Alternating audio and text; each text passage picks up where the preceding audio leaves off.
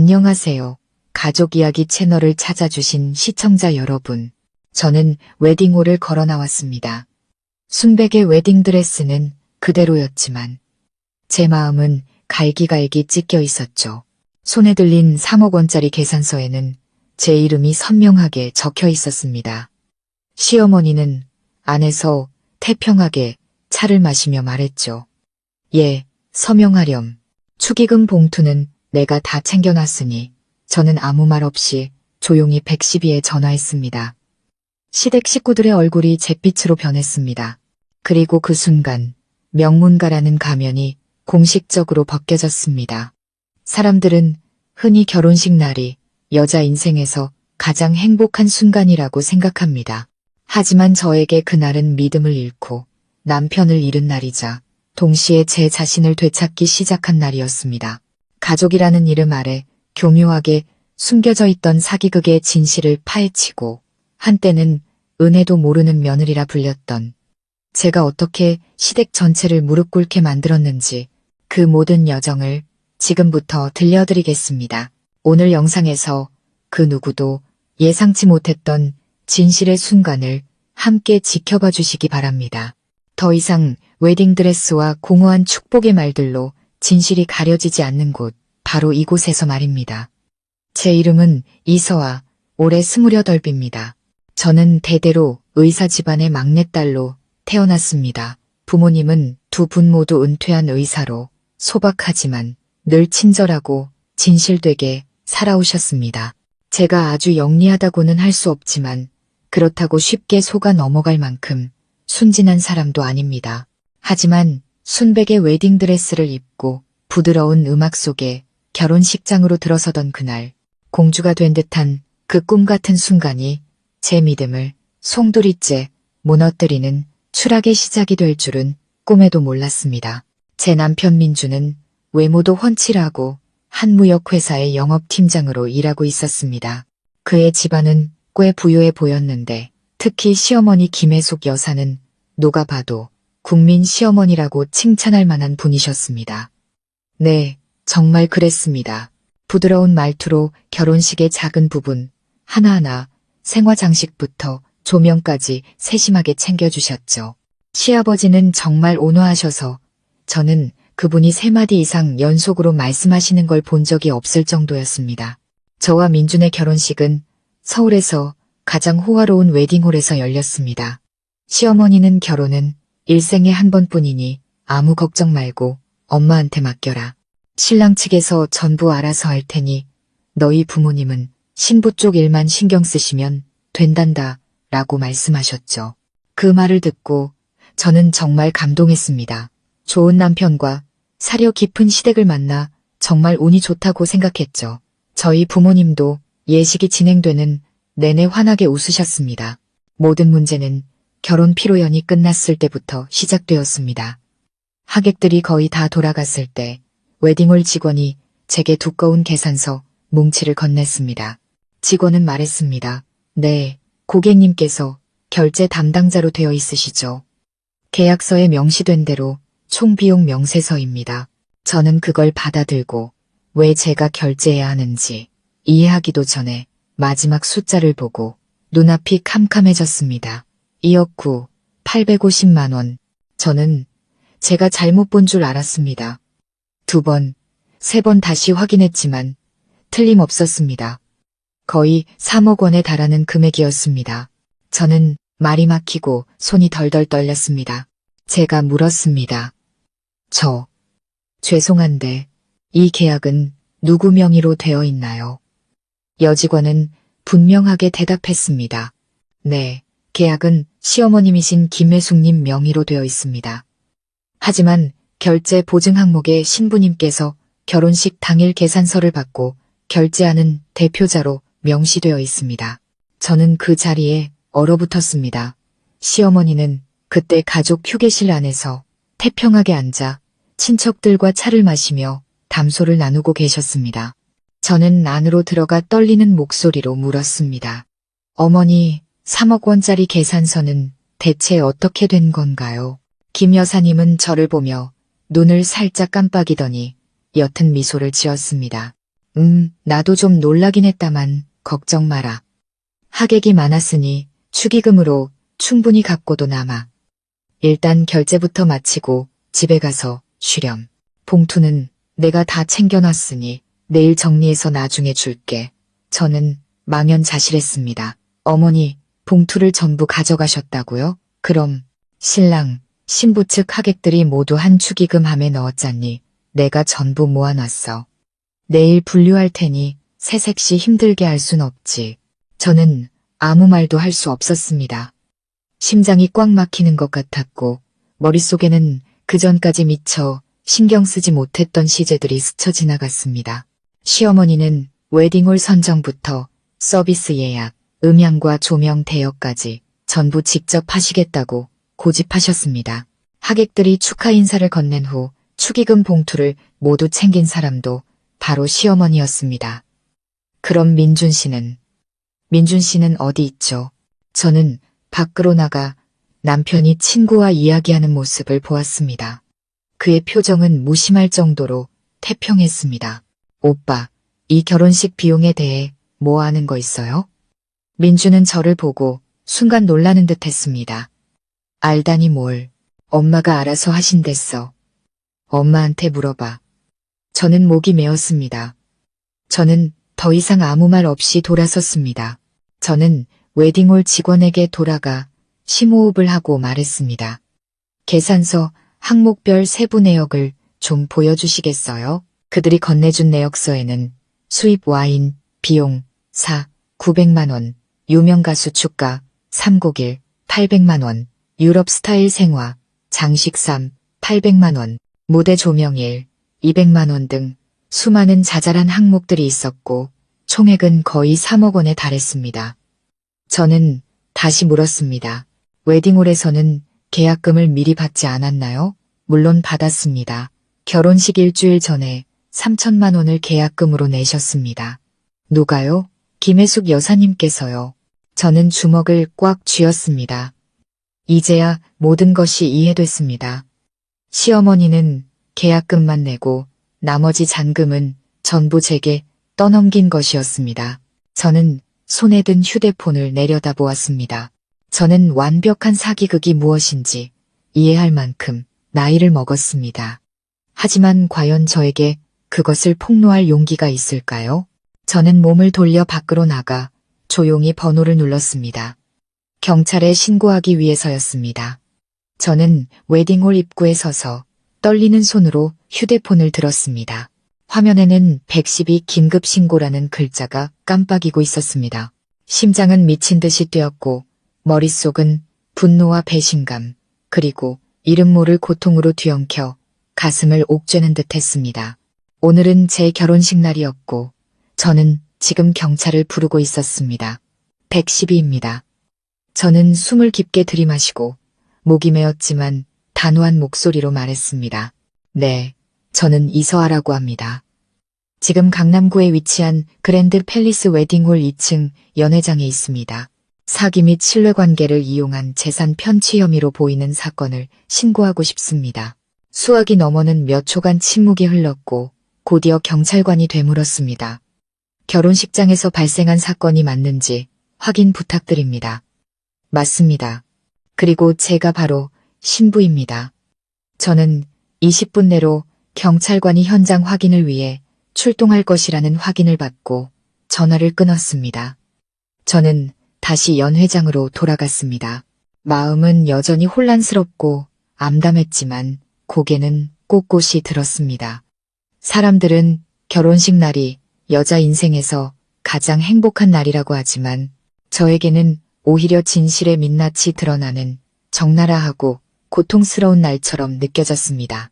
가족 휴게실에 들어서자마자 시어머니 김혜숙 여사가 친척에게 차를 따라주며 웃는 소리가 들렸습니다. 어머, 우리 애들이 정말 잘 어울리죠? 우리 집안 결혼식은 뭐 하나 빠지는 게 없어요. 예의도 격식도 다 갖췄고 웬만한 고위층 자제 결혼식 못지않게 화려하잖아요. 저는 그곳에 서서 한 글자, 한 글자가 살을 내는 듯한 고통으로 다가오는 것을 느꼈습니다. 저는 안으로 들어가 큰 소리로 말했습니다. 어머니, 저 경찰 불렀어요. 모든 소음이 멎고 모든 시선이 제게로 쏠렸습니다. 마침 밖에서 들어오던 민준이 얼굴을 찌푸렸습니다. 너 지금 무슨 소리 하는 거야? 미쳤어. 저는 평정심을 유지하려 애썼지만 얼굴은 차갑게 굳어 있었습니다. 저는 미치지 않았어요. 하지만 누구도 제 결혼식을 돈 문제로 얽힌 덫으로 만드는 건 용납할 수 없어요. 김 여사가 벌떡 일어나며 으르렁거렸습니다. 서아야, 말 조심해라. 내가 널 위해서, 이 가정을 위해서 모든 걸 했는데 네가 어떻게 이럴 수 있니? 이건 불효야. 저는 그녀의 눈을 똑바로 쳐다보며 말했습니다. 잘못된 걸 알면서도 침묵하는 것이야말로 불효라고 생각해요. 어머니는 저를 위한다고 하셨지만 3억 원에 가까운 계산서는 결제하지 않으시고 제 이름을 빈문서에 서명하셨어요. 어머니, 이게 어떤 행위인지 아시나요? 시아버지 박인철 씨가 그제야 입을 열었습니다. 목소리가 떨렸죠. 서아야, 아가, 일단 진정하고 나중에 얘기하자. 경찰을 부르면 결혼식이 엉망이 되잖니. 엉망이요? 저는 옅은 미소를 지었습니다.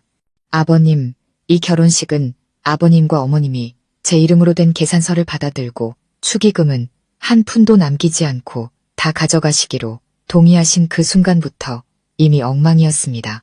그때 민준이 달려와 제 팔을 붙잡았습니다. 너 말 좀 그만할 수 없어? 우리 친척들 다 여기 계시잖아. 망신당하고 싶어.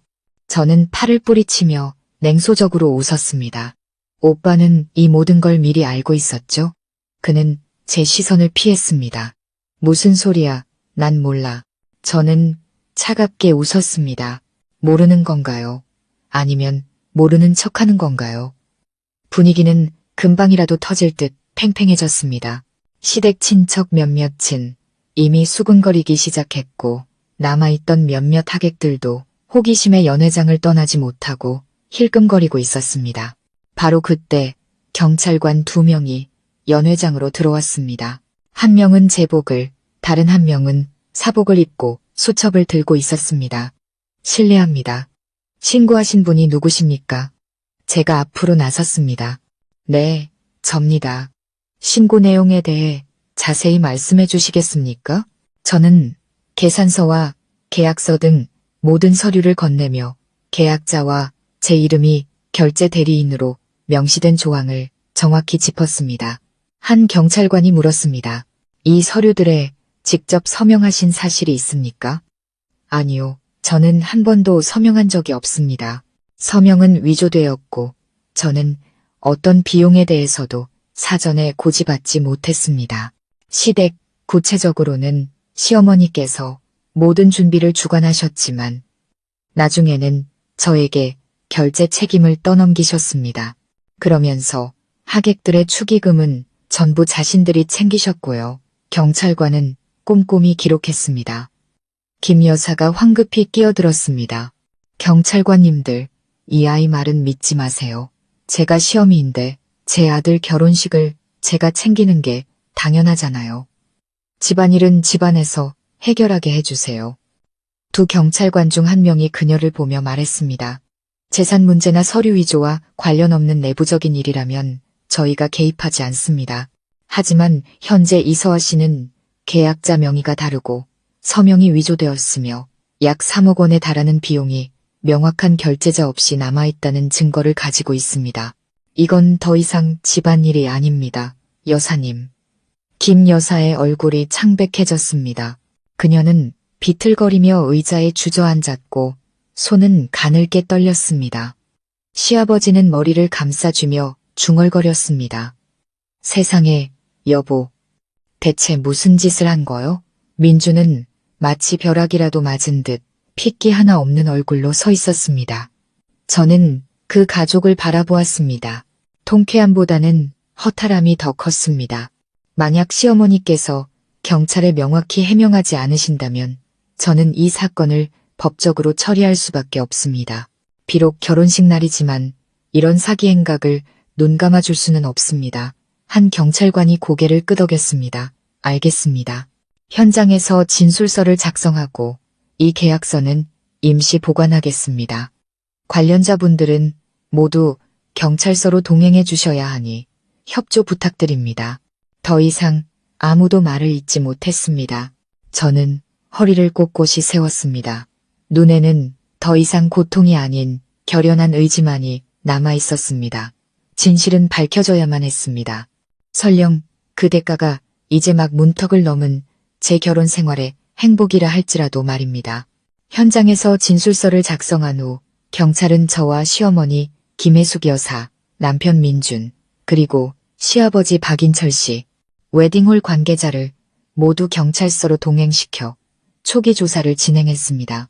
차 안에서 저는 조용히 창밖을 바라보았습니다. 머릿속은 여전히 답없는 질문들로 가득 차 있었습니다. 저희 부모님은 모든 것이 순조로운 줄 알고 먼저 귀가하셨는데 딸이 인생에서 가장 중요한 날에 이런 진창에 빠졌다는 사실을 꿈에도 모르실 겁니다. 민주는 옆자리에 앉아 가끔씩 저를 훔쳐봤지만 감히 말을 걸지는 못했습니다. 시아버지는 계속해서 머리를 감싸쥐고 한숨을 쉬셨습니다. 반면 김 여사는 창백한 얼굴이었지만 애써 태연한 척하며 중얼거렸습니다. 저 고집불통 서아 때문에 별것도 아닌 걸 크게 만들어서 시댁 얼굴에 먹칠을 해도 유분수지. 저는 그 말을 똑똑히 들었지만 반응하지 않았습니다. 그럴 필요가 없었죠. 저는 김 여사가 숨기고 있는 진실이 훨씬 더 많다는 것을 직감하고 있었으니까요. 경찰서에서 서류를 확인하고 계약서의 서명과 제 진술을 대조한 후 수사관은 김 여사에게 질문했습니다. 여사님께서 결혼 피로연 계약의 당사자이신데 결제 대리인으로 며느님인 이서아 씨를 기재하셨습니다. 이 점에 대해 어떻게 설명하시겠습니까? 김 여사는 당황하며 말했습니다. 저는 그냥 며느리니까 이름만 올려도 괜찮을 거라고 생각했습니다. 그 아이의 결혼식이니까요. 사기칠 의도는 없었습니다. 이서아 씨의 이름을 결제 대리인으로 기재하기 전에 동의를 구하셨습니까? 그녀는 침묵했습니다. 수사관은 계속해서 말했습니다. 당사자의 동의 없이 타인의 서명을 위조하는 행위는 만약 부당이득을 취하려는 목적이 있었다면 사문서 위조 및 사기죄로 처벌받을 수 있습니다. 김 여사는 황급히 변명했습니다. 부당이득이라니요. 저는 그저 아들 결혼식을 성대하게 치러주고 싶었을 뿐입니다. 축의금은 나중에 정산해서 서아에게 돌려주려고 했습니다. 저는 실소를 터뜨렸습니다. 나중에요. 제가 여쭤봤을 때 어머니께서는 다 가져가서 내일 분류한 뒤에 계산하자고 하셨습니다. 그게 진심으로 돌려줄 사람의 말인가요? 양가 하객이 거의 700명인데 대충 계산해도 축의금이 1억은 훌쩍 넘을 겁니다. 그런데 그걸 다 가져가시고 저에게 3억 원의 빚을 떠넘기셨잖아요. 김 여사는 할 말을 잃었습니다. 수사관은 조서를 작성한 뒤 저를 향해 물었습니다. 이 사건에 대해 추가로 의심되는 점이나 다른 관련자가 있습니까? 저는 고개를 끄덕였습니다. 네, 형사님. 제가 계산서를 확인할 때 몇몇 항목들의 비용이 매우 비정상적이었습니다. 예를 들어 유명 가수를 초빙해 노래를 부르게 했다며 800만 원이 청구되었는데 제 결혼식에서는 그런 가수를 본 적이 없습니다. 생화장식 비용이 800만 원이라고 되어 있었지만 제가 보기엔 분명 조화였고 계약서에 적힌 것처럼 수입꽃도 아니었습니다. 비용을 부풀리고 계약 내용을 속인 정황이 의심됩니다. 수사관은 잠시 생각에 잠겼습니다. 그러니까 이 사건이 단순히 가족 내 신뢰를 악용한 문제를 넘어설 수 있다는 말씀이시군요. 저는 고개를 끄덕이며 휴대폰을 꺼냈습니다. 무대와 연회장 사진, 그리고 장식된 꽃을 가까이서 찍은 영상도 저장해 두었습니다. 필요하다면 웨딩홀이 제공한 3분의 엽서와 대조하기 위해 제출하겠습니다. 그제야 웨딩홀 관계자가 입을 열었습니다. 네, 저희는 김혜숙 여사님과 계약한 것이 맞습니다. 하지만 해당 항목들을 시공한 업체는 여사님께서 직접 고용한 외부 업체였고 저희 웨딩홀을 통하지 않았습니다. 저희는 음식과 장소만 제공했습니다. 가수나 꽃, 조명 같은 항목들은 모두 여사님께서 외부에서 따로 연락하신 겁니다. 저는 시어머니를 돌아보았습니다. 김 여사는 고개를 숙인 채 얼굴이 하얗게 질려 있었습니다. 제가 따져 물었습니다. 그렇다면 어머니는 제 이름을 이용해 빚을 떠넘겼을 뿐만 아니라 외부 업체를 임의로 고용해 그 비용까지 제게 청구하신 거군요. 그녀는 입술을 굳게 다문 채 대답하지 않았습니다. 수사관은 내용을 기록한 뒤 일단 모두 귀가 조치했습니다. 그들은 다음날 다시 조사를 재개하여 지출 내역과 외부 서비스 제공 업체를 확인할 것이라고 말했습니다. 경찰서를 나서며 저는 근처 카페에 들어가 조용히 물 한 잔을 시키고 붐비는 거리를 바라보았습니다. 민준이 뒤따라와 제 팔을 잡았습니다. 너 정말 일을 이렇게 크게 만들 거야? 그래도 우리 엄마잖아. 저는 고개를 들어 그를 쏘아보았습니다. 이게 작은 일이라고요? 오빠 어머니는 제 서명을 위조하고 3억 원의 빚을 떠넘기고 하객들의 축의금을 전부 가로채고 불투명한 외부 업체를 고용했어요. 만약 오늘 제가 발견하지 못했다면 저는 아마 이 결혼식 비용을 갚기 위해 집을 팔아야 했을지도 몰라요. 민주는 침묵했고 한참 뒤에야 한숨을 쉬었습니다. 사실 엄마가 형수님 결혼식 때도 비슷하게 하셨어. 저는 깜짝 놀랐습니다. 네. 5년 전 큰형이랑 형수 결혼식도 엄마가 전부 주관하셨어. 가문의 체면 때문이라고 하셨지. 결국 형수님은 엄마가 축의금을 다 가져가고 모른 척 하셔서 부족했던 2억 원을 갚기 위해 차를 팔아야 했어. 형수님은 소송하지 않으셨고요.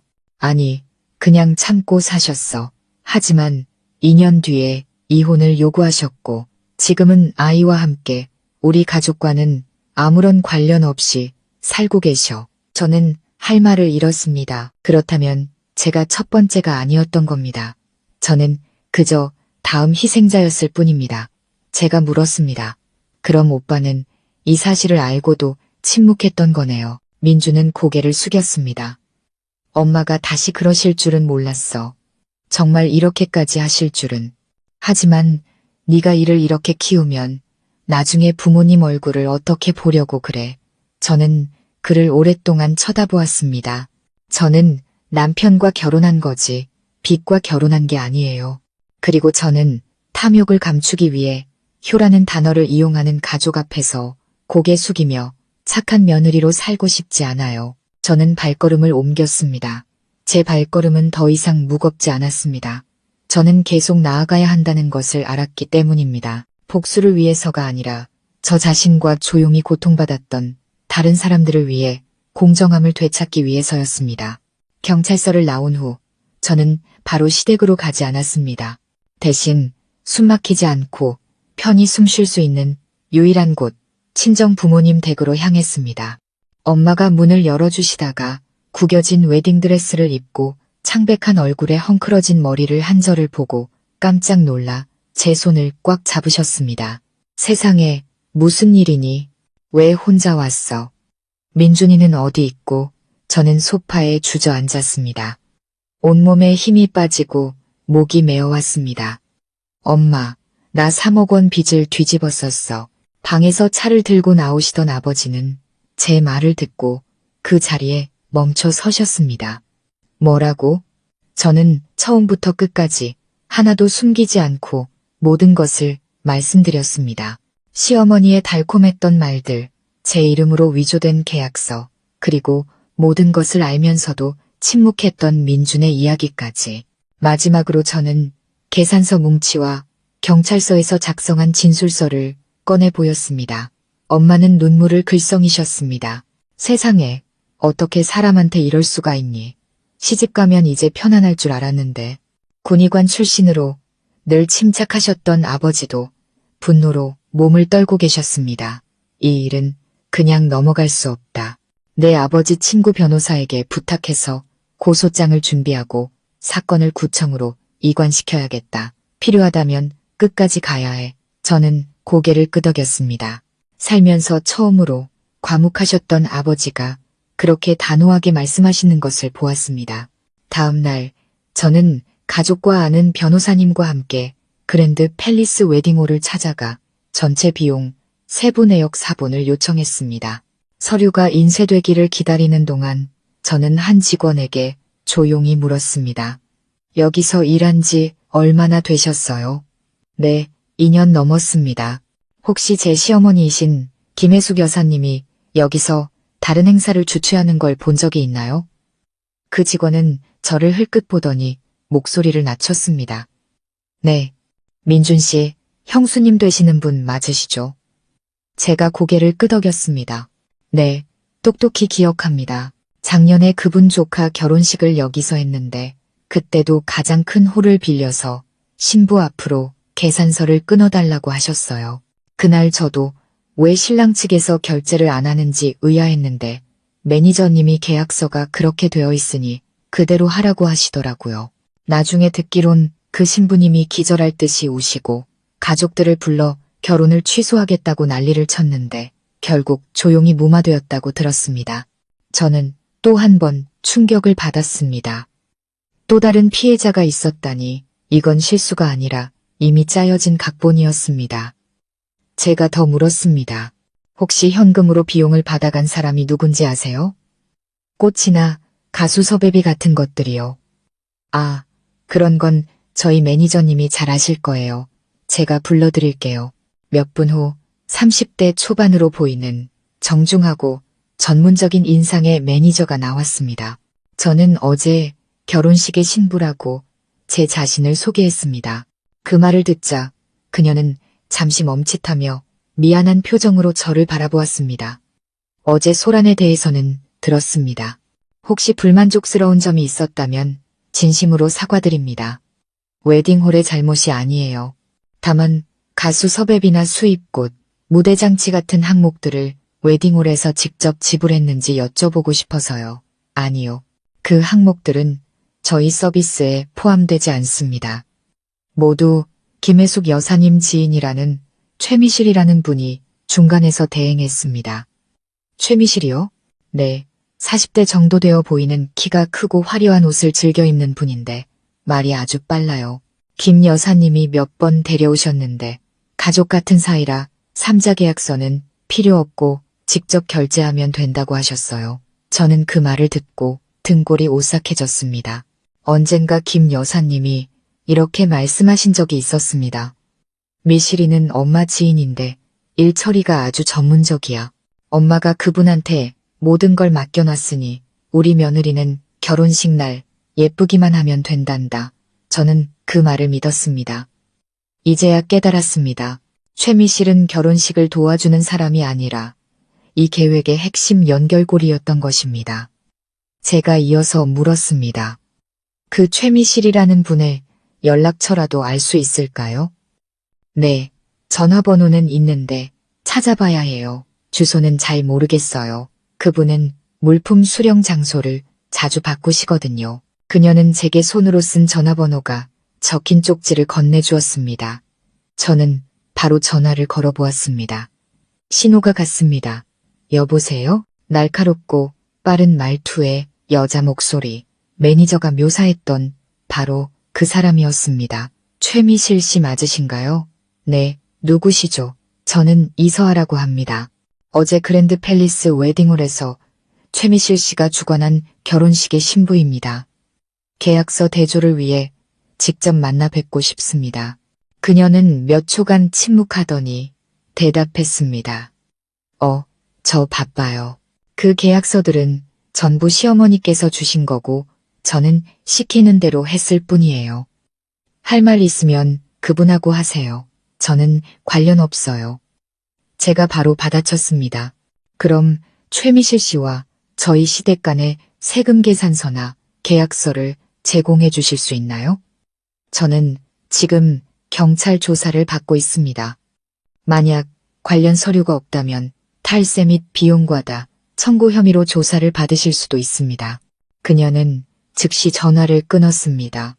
저는 제 예상이 맞았다는 것을 확신했습니다. 그날 오후 저는 다시 시댁으로 향했습니다. 사과나 화해를 위해서가 아니라 정면으로 맞서기 위해서였습니다. 김 여사는 소파에 앉아 떨리는 손을 감추지 못하고 있었습니다. 제가 들어서는 것을 보자 고개를 돌리며 비꼬는 투로 말했습니다. 이제야 얼굴을 비치는구나. 온 동네 방내 소문 다 내고 집안 망신은 다 시켜놓고. 저는 태연하게 의자를 끌어와 맞은편에 앉았습니다. 어머니, 최미실이라는 분 아시죠? 그녀는 잠시 멈칫했지만 이내 시치미를 뗐습니다. 최미실이 누구니? 내가 아는 사람이 한둘이어야지. 누군지 똑바로 말해봐. 어머니께 돈을 받고 제 결혼식을 주관해준 최미실 씨요. 가족 같은 사이라고 하셨지만 사실은 모든 계산서를 부풀린 배후에 있는 그 사람이요. 제가 방금 그분과 통화했습니다. 김 여사는 입을 굳게 다물었고 얼굴은 창백해졌습니다. 어머니, 대체 왜 이러시는 거예요? 수년 동안 결혼식을 핑계로 대체 뭘 하신 건가요? 며느리들한테서 돈을 뜯어내기 위해서였나요? 저는 자리에서 일어났습니다.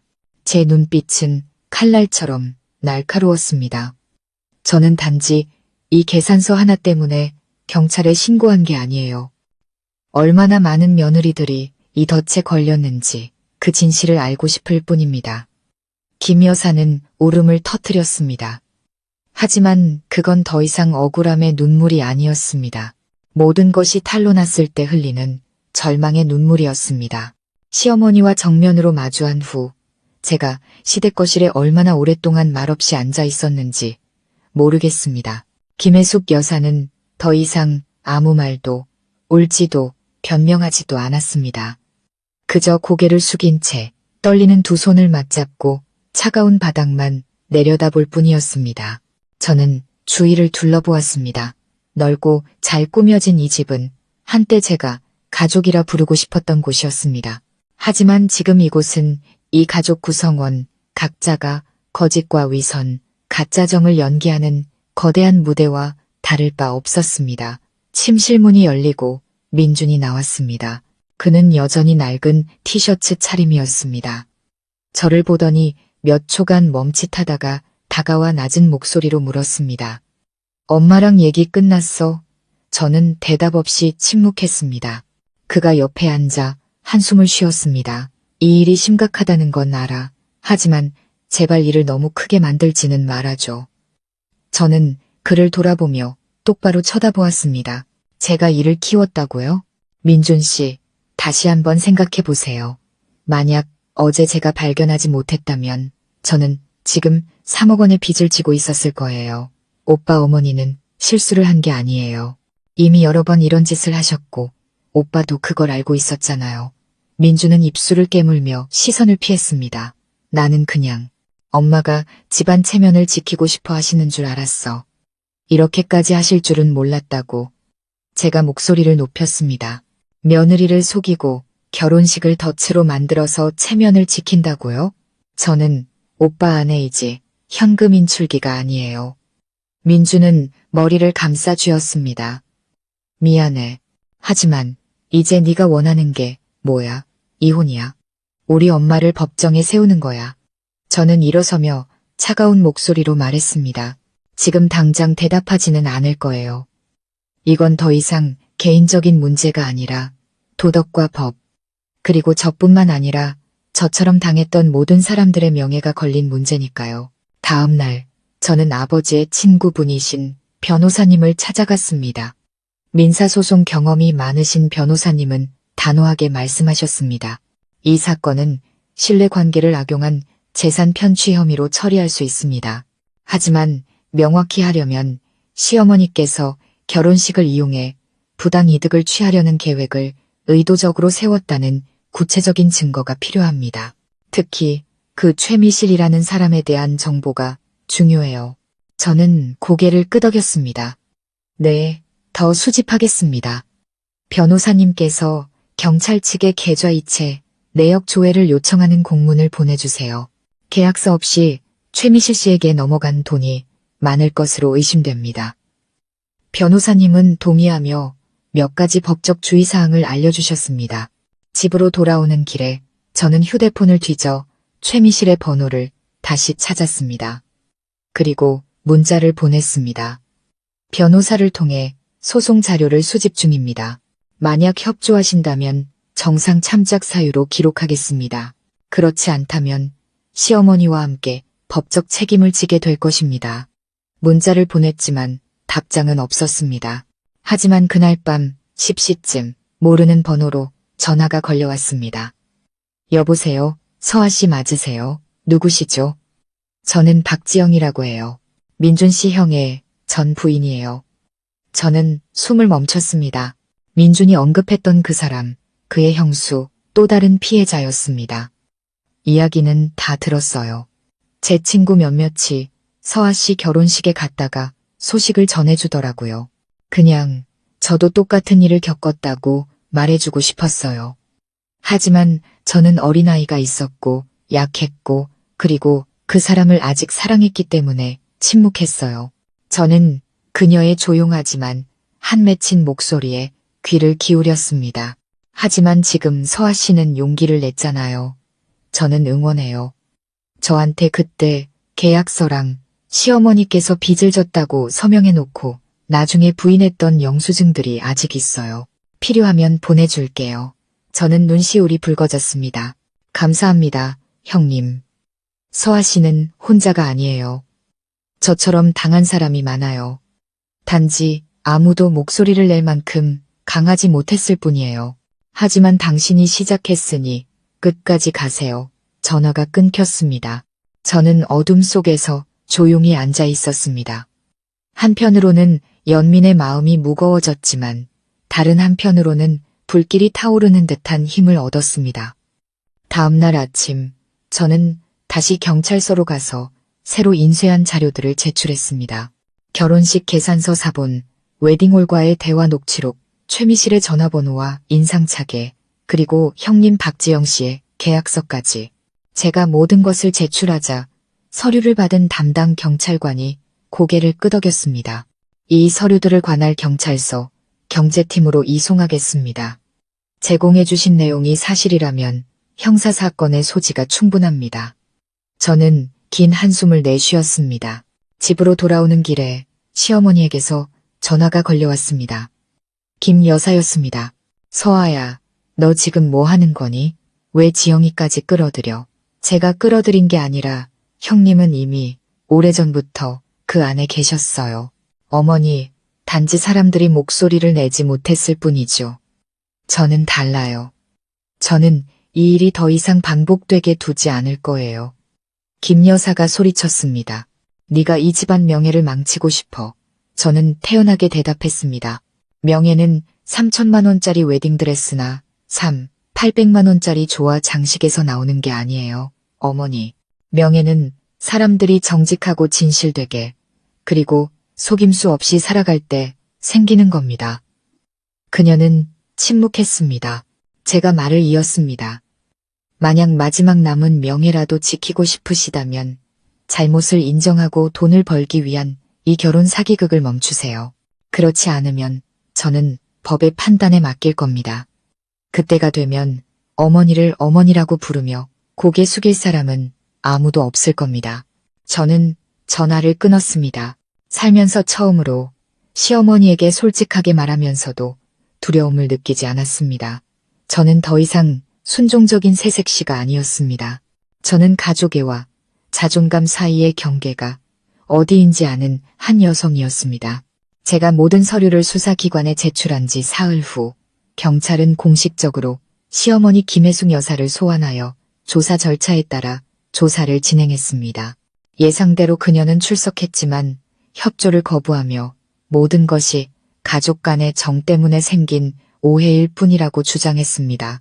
저는 더 이상 그녀가 스스로 잘못을 인정하리라 기대하지 않았습니다. 그녀가 한 일은 실수가 아니라 결혼을 이익 창출의 기회로 여기는 그녀의 사고방식과 삶의 방식에 깊이 뿌리 박힌 문제였습니다. 그날 저녁 제가 부모님 댁에 있을 때 초인종이 울렸습니다. 엄마가 문을 열러 나가셨습니다. 잠시 후 엄마가 저를 부르며 작은 목소리로 말했습니다. 서아야, 시댁 식구들이 왔구나. 제가 나가보니 저는 그 자리에 얼어붙었습니다. 민준 혼자가 아니라 줄을 지어 사람들이 와 있었습니다.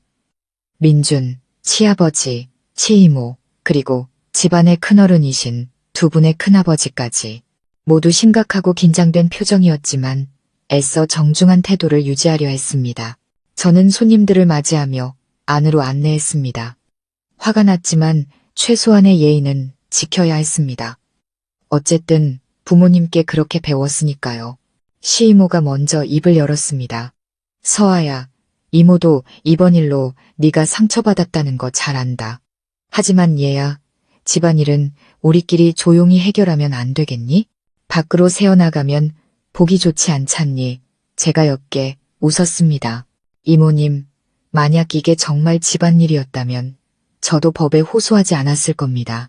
하지만 이건 3억 원에 달하는 계약서이고 위조된 서명이며 재산 편취의 정황이 있습니다. 이걸 작은 일로 여길 수는 없습니다. 집안의 가장 큰 어른이신 큰아버님이 엄한 목소리로 말씀하셨습니다. 하지만 서아야, 너도 좀 더 멀리 생각해야 한다. 이 일이 알려지면 내 시어머니뿐만 아니라 시댁 전체, 민준이, 그리고 세상 사람들 앞에서 우리 가문의 명예가 어떻게 되겠니? 저는 그분을 똑바로 쳐다보며 물었습니다. 큰아버님, 그렇다면 그 명예가 거짓으로 쌓아 올린 것이라면 무슨 가치가 있겠습니까? 만약 그날 제가 침묵하고 앞으로 10년 동안 허리가 휘도록 빚을 갚았다면 그때 제 명예를 걱정해 줄 사람은 누가 있었을까요? 방안은 죽은 듯 조용해졌습니다. 저는 민준을 돌아보았습니다. 제 남편은 고개를 숙인 채 저와 눈을 마주치지 못했습니다. 제가 물었습니다. 오빠는 할 말 없어요? 민준이 천천히 고개를 들었습니다. 힘없는 목소리였습니다. 그냥 네가 고소를 취하해줬으면 좋겠어. 엄마가 지금 조사를 받고 계셔. 모든 게 알려지면 감당하지 못하실 거야. 저는 웃음이 터져나왔습니다. 오빠 어머니가 감당하지 못하신다고요? 그럼 저는요? 오빠는 제가 지난 며칠 동안 무엇을 견뎌냈는지 한 번이라도 생각해 본 적 있어요? 시아버지가 그제야 떨리는 목소리로 입을 열었습니다. 서아야, 내가 미안하다. 내가 모든 걸 지켜보면서도 막지 못했어. 네가 얼마나 아팠을지 안다. 하지만 만약 네가 이번 한 번만 민준이 엄마를 용서해준다면 내가 그 돈을 전부 갚겠다고 약속하마. 속죄하는 셈 치고 말이다. 저는 할 말을 잃었습니다. 그분이 제게 사과한 것은 이번이 처음이었고 책임을 지겠다고 나선 것도 처음이었습니다. 저는 그분을 바라보며 마음이 약해졌습니다. 어쨌든 그분은 시댁 식구 중 유일하게 제게 막말을 하지 않은 분이었습니다. 늘 조용히 모든 것을 참고 견디셨죠. 하지만 저도 알고 있었습니다. 만약 제가 지금 물러선다면 이 악순환은 다른 사람, 저보다 더 순진하고 속이기 쉬운 다른 며느리에게 반복될 것이라는 것을. 저는 천천히 말했습니다. 아버님의 마음은 이해합니다. 저도 누구의 명예를 훼손하고 싶지는 않습니다. 하지만 침묵할 수도 없습니다. 저는 증오심 때문에 고소하는 것이 아닙니다. 더 이상 저 같은 피해자가 나오지 않기를 바라기 때문에 고소하는 겁니다. 속죄의 돈은 받지 않겠습니다. 저는 단지 진실이 밝혀지기를 바랄 뿐입니다. 큰아버님이 혀를 차셨습니다. 그래서 우리 집안이 풍비박산 나는 걸 보고 싶다는 거냐? 저는 똑바로 쳐다보며 말했습니다. 만약 그 집이 거짓과 착취 위에 세워졌다면 저는 그것이 무너지는 것을 두려워하지 않습니다. 모두가 침묵했습니다. 시이모가 한숨을 쉬었습니다. 그럼 이제 네가 원하는 조건이라도 있는 거니? 만약 시댁에서 사과하고 보상하겠다고 하면 고소를 취하할 수 있겠니?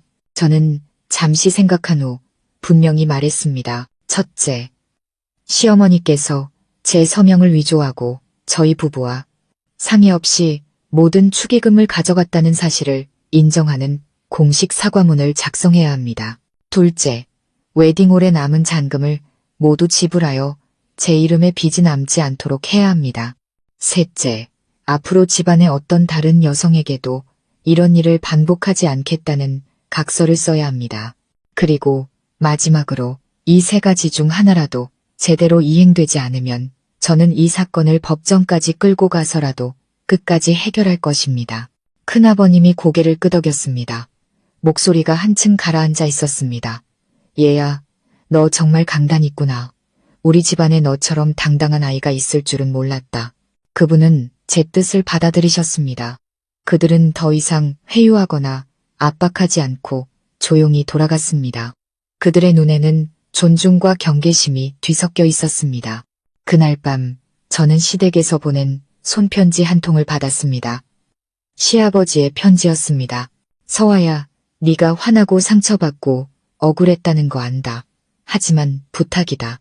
만약 민준이에 대한 정이 조금이라도 남아있다면 모든 일이 명예롭게 마무리될 수 있도록 도와다오. 내 어머니는 법정에 서게 되면 여론을 감당하지 못할 거다. 그 사람은 잘못했고 평생 양심의 가책을 느끼며 살아갈 게다. 나는 너를 친딸처럼 여긴다. 만약 내가 너에게 보상할 수 있는 일이 있다면 무엇이든 하겠다. 그저 네가 편안하게 살기를 바란다. 너무 원망하며 스스로를 고통스럽게 만들지 말아라. 저는 편지를 읽으며 조용히 눈물을 흘렸습니다. 약해져서가 아니었습니다. 제 마음도 사람이기에 연민과 감정을 느낄 수 있었기 때문입니다. 하지만 저는 또한 알고 있었습니다. 법적인 조치가 없다면 양심은 몇 방울의 눈물 뒤에 쉽게 숨어버릴 수 있다는 것을. 저는 눈물을 닦고 답장을 보냈습니다. 주말까지 기다리겠습니다. 만약 명확한 사과문과 결제 내역이 없다면 모든 일은 더 이상 집안일로 끝나지 않을 겁니다. 제가 경고 문자를 보낸 지 사흘이 지나도록 시댁 식구 중 누구에게도 답이 없었습니다. 사과문도 결제도 그들이 약속했던 공식적인 만남이나 해명도 없었습니다. 저는 그들이 망설이고 있거나 다른 꿍꿍이를 꾸미고 있다고 짐작했습니다. 토요일 오후 제가 막 외출하려던 참에 휴대폰이 계속해서 울렸습니다. 친구가 보낸 메시지였습니다. 서아야, 너 시댁이 맘카페에 내 욕하는 글 올렸어. 빨리 들어가 봐. 저는 링크를 눌렀습니다. 심장이 쿵쾅거렸습니다. 사실이었습니다. 은혜 모르는 며느리 때문에 억장이 무너집니다. 라는 제목으로 시어머니의 아이디인 듯한 해숙맘이 올린 장문의 글이었습니다.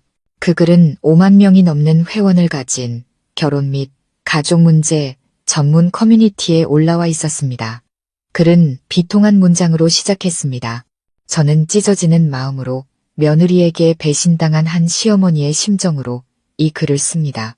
저는 아들과 며느리의 결혼식을 위해 제 모든 사랑과 평생 모은 돈을 쏟아부었습니다. 하지만 제가 돌려받은 것은 배신과 시어머니를 경찰에 고소하는 고소장이었습니다. 이어서 김 여사는 자신이 웨딩홀을 고르고 웨딩 케이크를 주문하고 귀한 손님들을 초대하고 예물을 준비한 공로를 줄줄이 나열했습니다. 심지어 며느리에게 순금 5돈짜리 목걸이를 따로 선물했지만 그녀가 착용조차 하지 않았다고 썼습니다. 그리고 글의 마지막에는 이렇게 적었습니다. 저는 효심 깊은 며느리를 바라지 않습니다. 하지만 제발 시어머니를 세상 사람들 앞에서 범죄자로 만들지는 말아주세요.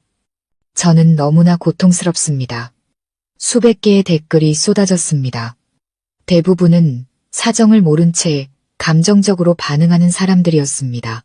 요즘 며느리들 정말 은혜를 모르네요. 시어머님이 너무 불쌍해요. 며느리가 부잣집에 시집와서 이제 와서 등을 돌리네. 어머님, 힘내세요. 하늘은 선한 사람 편이에요. 저는 그 자리에 굳어버렸습니다. 눈이 따가웠지만 슬퍼서가 아니라 분해서였습니다. 서명을 위조당하고 3억 원의 빚을 뒤집어 쓴 제가 이제는 은혜도 모르는 파렴치한이 되어 있었습니다. 저는 즉시 글 전체와 댓글들을 캡처하여 증거로 남겼습니다. 그리고 변호사님께 문자를 보냈습니다.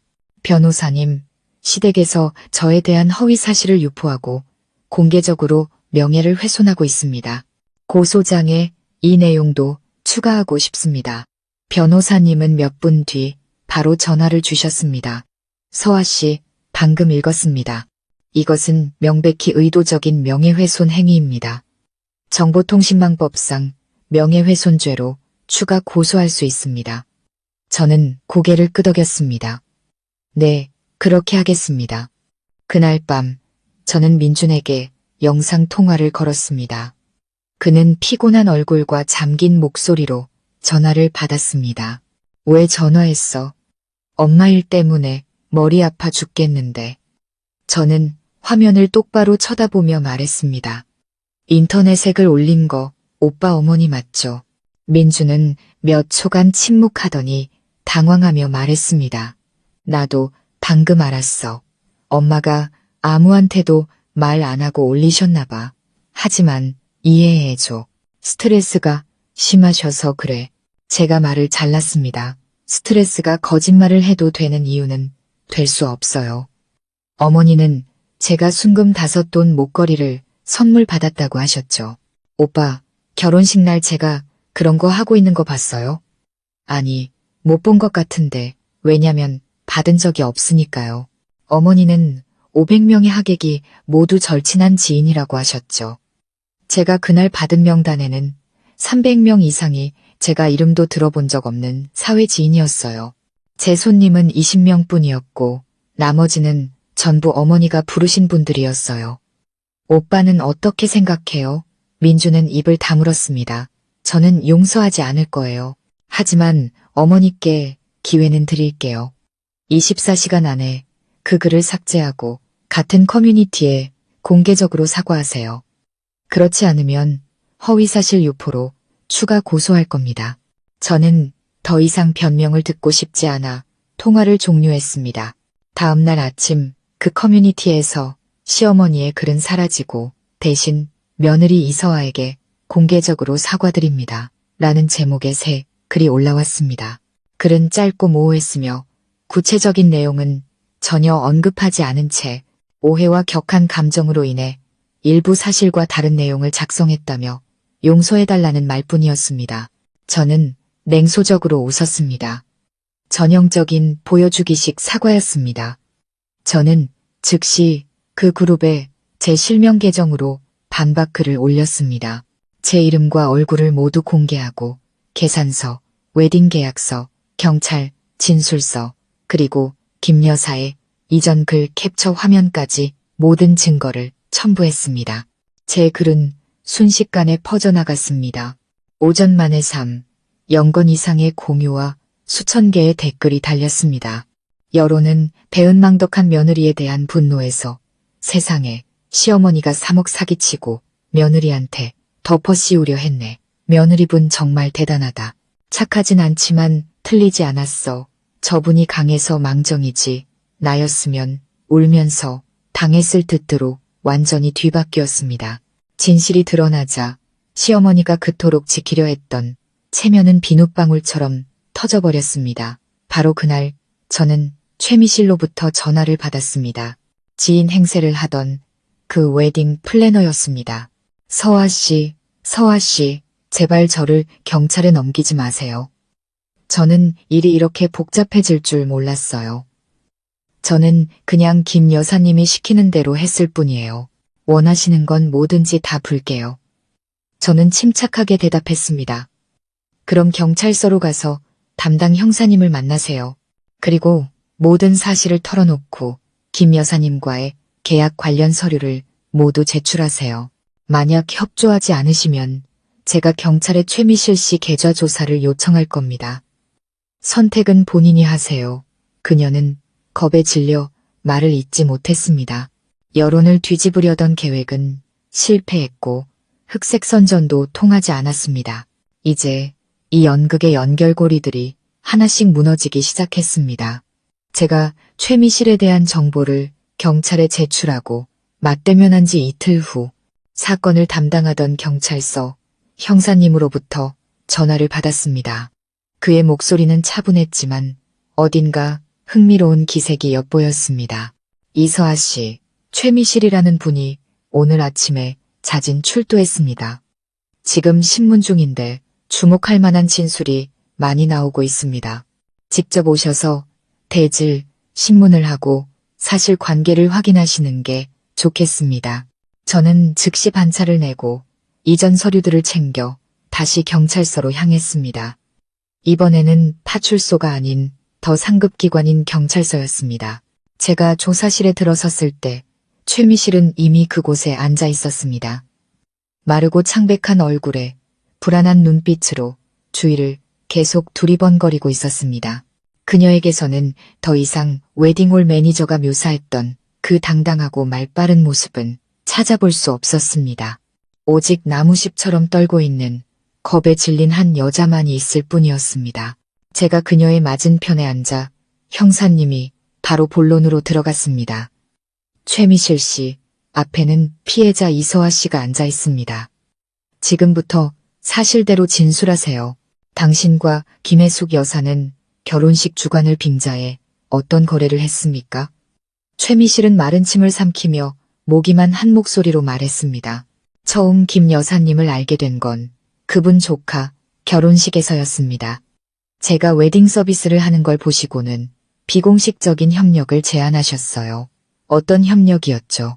집안에 결혼식이 있을 때마다 저를 통해 외부에서 무대, 생화, 음향, 조명 등을 빌리되 실제 가격보다 두세 배 부풀려서 청구하라고 하셨습니다. 그런 다음 제가 허위 계산서를 발행하거나 아예 발행하지 않으면 그 차액을 여사님이 지정하는 계좌로 보내드렸습니다. 방안은 침묵에 잠겼습니다. 저는 두 손을 꽉 쥐었습니다. 형사님이 계속 물었습니다. 증거 있습니까? 최미실은 즉시 가방에서 서류 뭉치를 꺼냈습니다. 그것은 특정 계좌로의 이체, 내역, 사본과 김혜숙 여사가 직접 서명한 영수증들이었습니다. 그 중에는 지난 3년간 최소 6번, 매번 2천만 원에서 5천만 원에 달하는 거래 내역이 있었습니다. 저는 어지러움을 느꼈고 형사님은 미간을 찌푸렸습니다. 이것은 더 이상 단순한 개인 간의 재산 편취 행위가 아닙니다. 허위 계약서와 계산서를 이용한 자금 세탁의 정황이 보입니다. 김혜숙 여사는 결혼식을 불법 자금을 합법화하는 도구로 사용한 것으로 보입니다. 제가 떨리는 목소리로 물었습니다. 그렇다면 단순히 며느리에게서 이득을 취하려던 게 아니라 자금 세탁을 위해서였다는 말씀이신가요? 최미실이 고개를 끄덕였습니다. 네, 맞아요. 저도 그런 것 같았어요. 매번 차액을 이체하라고 하실 때마다 자기 이름을 쓰지 말라고 하셨거든요. 다른 사람 이름의 계좌로 보내면서 무대 디자인 비용이나 음향 계약금 같은 애매한 명목으로 적으라고 하셨어요. 형사님이 저를 돌아보며 물었습니다. 이서아 씨, 혹시 남편분이나 시아버님께서 이 자금 흐름과 관련이 있다는 걸 알고 계셨습니까? 저는 고개를 저었습니다. 아니요. 시아버님은 온화하신 분이라 평생 기부 활동만 하시고 돈 문제에는 전혀 관여하지 않으세요. 남편은 어머니께 휘둘리는 것 같았고 재정적으로 주도적인 모습을 보인 적이 없어요. 형사님이 고개를 끄덕였습니다. 수사를 확대하겠습니다. 우선 김혜숙 여사를 2차 소환하여 증인, 특히 최미실 씨와 직접 대질 신문할 것입니다. 저는 한숨을 쉬었습니다. 마음속에 불길한 예감이 스쳤습니다. 김혜숙 여사는 대체 또 무엇을 숨기고 있는 걸까? 그날 저녁 저는 부모님 댁으로 돌아왔습니다. 저녁 식사 후 제가 모든 서류를 다시 정리하고 있자 엄마가 물으셨습니다. 서아야, 이 일에 점점 더 깊이 파고드는 것 같은데 후회하지는 않니? 제가 고개를 들고 망설임 없이 대답했습니다. 아니요, 후회하는 건 더 일찍 정신 차리지 못했다는 것뿐이에요. 만약 제가 형님이나 다른 분들처럼 침묵했다면 저도 결국 그분들처럼 평생을 참고 살았을 거예요. 옆에 앉아 계시던 아버지가 생각에 잠겨 말씀하셨습니다. 나는 다른 게 걱정이다. 만약 김 여사가 정말 자금 세탁을 했고 그 배후에 누가 있다면 네가 위협을 받을 수도 있어. 제가 옅게 웃었습니다. 아버지, 걱정 마세요. 저는 더 이상 물러서지 않을 거예요. 그리고 저는 혼자가 아니에요.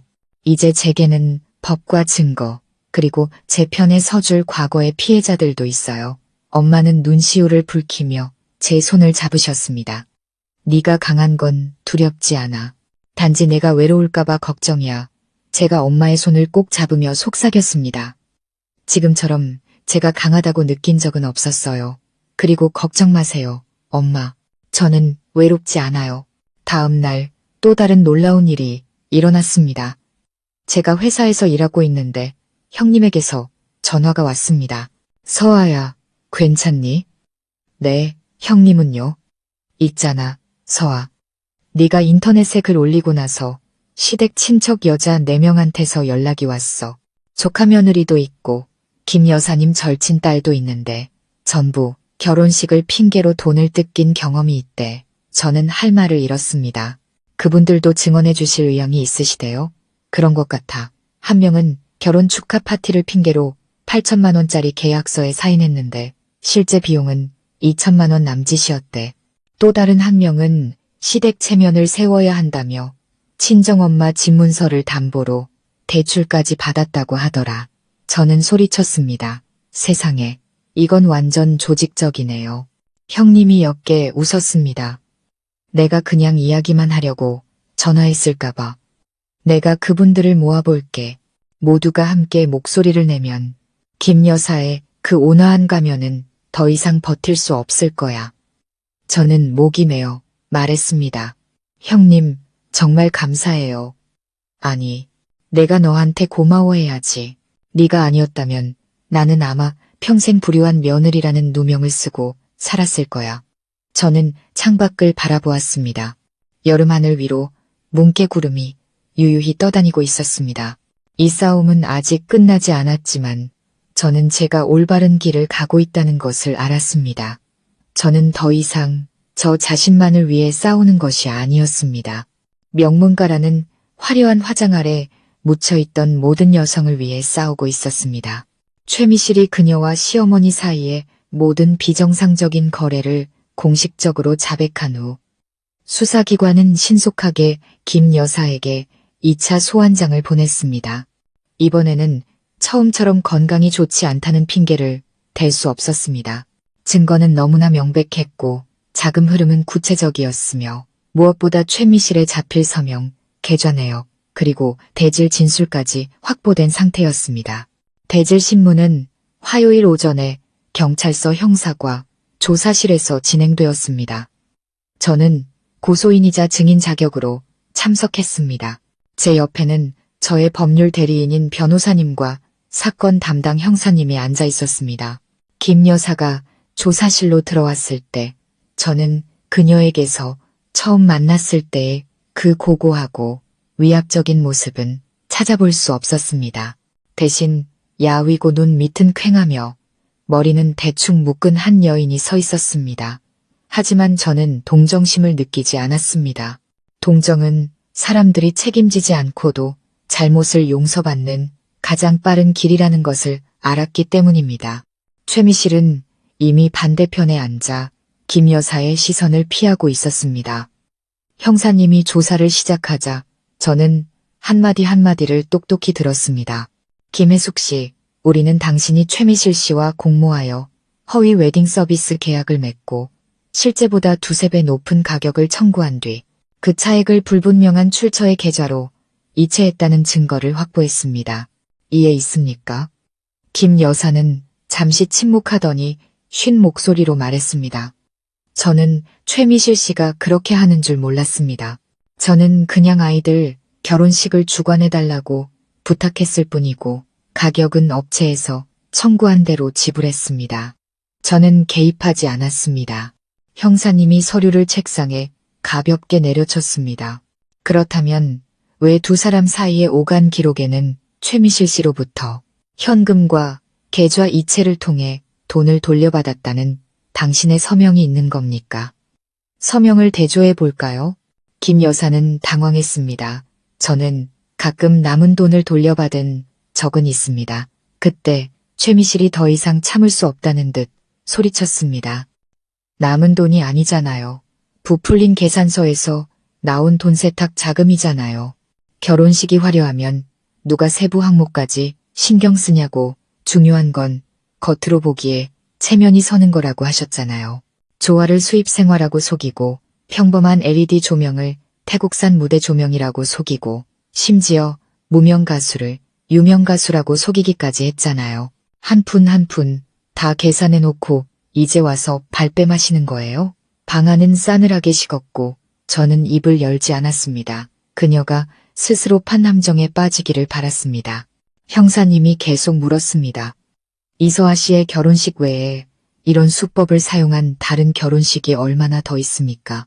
김 여사는 입을 굳게 다물고는 책상 위로 고개를 숙이고 두 손에 얼굴을 묻었습니다.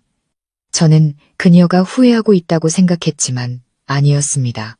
고개를 들었을 때 그녀는 저를 뚫어져라 쳐다보며 얼음장처럼 차가운 목소리로 말했습니다. 너 때문이야. 네가 날 이 지경으로 만들었어. 그래, 내가 한 거 맞아. 하지만 내가 시작한 게 아니야. 나 혼자 한 짓도 아니라고. 저는 미간을 찌푸렸습니다. 무슨 말씀이세요, 어머니? 김 여사는 형사님을 향해 돌아섰습니다. 목소리는 이를 악문 듯 날카로웠습니다. 저는 그냥 졸에 불과해요. 이 모든 것의 배후는 제 오빠, 김광석이에요. 그 사람이 불법 투자로 번 돈을 집안의 결혼식이나 행사를 통해 세탁해왔어요. 저는 그냥 지시를 따랐을 뿐이에요. 매번 행사를 주최할 때마다 그가 저에게 돈을 주면서 결혼식을 준비하라고 했어요. 우리 집안의 명의로 했을 뿐 저는 한 푼도 챙기지 않았다고요. 방안은 침묵에 휩싸였습니다. 김광석. 저는 기억을 더듬었습니다. 민준의 외삼촌. 결혼식 때 딱 한 번 뵈었던 분이었습니다. 그는 소박하게 옷을 입고 부드럽게 말했으며 심지어 제게 따로 축하 인사를 건네며 자네는 똑똑한 사람이니 좋은 아내가 될 거라고 믿내라고 말하기까지 했습니다. 저는 그때 그것이 진심 어린 칭찬이라고 생각했습니다. 이제 와서 생각해보니 그것은 제 뺨을 때리는 소리와 같았습니다. 변호사님이 즉시 메모했습니다. 만약 김혜숙 씨가 김광석 씨에 대한 구체적인 증거를 제공한다면 우리는 이 사람을 주범으로 추가 기소할 것을 요청합니다. 형사님이 고개를 끄덕였습니다. 동의합니다. 김혜숙 씨, 우리는 김광석 씨를 추가로 소환할 것이며 동시에 은행의 지난 5년간 그와 관련된 모든 거래 내역 조사를 요청할 것입니다. 저는 의자에 등을 기댔습니다. 머리가 어지러웠습니다. 저는 시어머니의 잘못의 끝을 보았다고 생각했습니다. 하지만 그녀의 뒤에는 가족 전체가 얽힌 거대한 조작의 네트워크가 있었습니다. 그날 오후 제가 집에 돌아왔을 때 민준이 문 앞에 서 있었습니다. 그의 얼굴은 초췌했고 셔츠는 구겨졌으며 눈은 충혈되어 있었습니다. 그가 제게 서류 뭉치를 건넸습니다. 방금 고향에서 돌아왔어. 모든 걸 알게 됐어. 저는 침묵했습니다. 민준이 목맨 소리로 말했습니다. 네가 옳았어. 네가 한 일이 맞아. 처음부터 내 편에 서주지 못해서 미안해. 하지만 우리 엄마 용서해주면 안 될까? 더 이상 감당하지 못하실 거야. 저는 그의 눈을 깊이 들여다보았습니다. 저는 무심한 시어머니는 용서할 수 있어요. 하지만 며느리를 재정적 함정에 빠뜨리고 뒤에서는 비난하며 죄를 부인하는 사람은 용서할 수 없어요. 그리고 만약 그 배후에 김광석 씨 같은 사람들이 더 있다면 오빠는 제가 멈출 수 있을 거라고 생각해요. 민주는 고개를 숙였습니다. 그래도 이혼은 저는 고개를 끄덕였습니다. 오빠는 공정함보다 어머니를 더 사랑하는군요. 이해해요. 하지만 저는 고개 숙이지 않고 집안의 평화를 위해 억지로 참고 견디지 않는 삶을 선택했어요. 그리고 그건 제 잘못이 아니에요. 민주는 더 이상 아무 말도 하지 않았습니다. 그는 조용히 돌아섰습니다. 저는 집으로 들어가 문을 닫았습니다. 하지만 저는 이것이 끝이 아니라는 것을 알았습니다. 이것은 단지 진실을 가리고 있던 장막이 찢어지기 시작한 순간일 뿐이었습니다. 경찰서에서의 대질 신문이 있은 지 사흘 후 김광석이라는 이름은 더 이상 제게 낯설지 않았습니다. 집 안팎, 소셜미디어, 어디에서나 떠들썩했습니다. 수년 동안 화려한 결혼식과 호화로운 파티의 배후에 서서 가문의 체면을 지키는 것처럼 보였던 그 남자가 사실은 결혼식을 이용한 자금 세탁 조직의 핵심 인물이었던 것입니다. 그리고 진실은 거기서 멈추지 않았습니다. 그날 저는 담당 형사님으로부터 김광석의 은행 계좌 확인 결과에 대한 초기 브리핑을 듣기 위해 경찰서로 오라는 연락을 받았습니다. 이서아 씨, 저희가 관계기관과 협력하여 김광석 명의의 계좌 3개를 확인한 결과 지난 5년간 약 8차례의 결혼식을 통해 의심스러운 자금이 오고 간 정황을 포착했습니다. 신고되지 않은 차액만 총 14억 원이 넘습니다. 저는 그 자리에 얼어붙었습니다. 네, 14억 원이요? 형사님이 고개를 끄덕였습니다. 이건 가장 명확하게 드러난 금액일 뿐입니다. 이 돈은 파티 기획, 음향, 조명 등을 담당하는 중간 업체를 통해 여러 번 오간 뒤 현금으로 인출되거나 그의 친척 명의, 그중에는 김혜숙 씨의 명의로 된 예금 통장으로 흘러 들어갔습니다. 저는 할 말을 잃었습니다. 형사님이 말을 이었습니다. 하지만 더 중요한 것은 저희가 방금 김광석이 겉보기와는 달리 평범한 사람이 아니라는 사실을 발견했다는 겁니다. 그는 2020년에 공공부지 불법 점유 문제로 논란이 되었던 한 부동산 회사의 숨겨진 주주였습니다.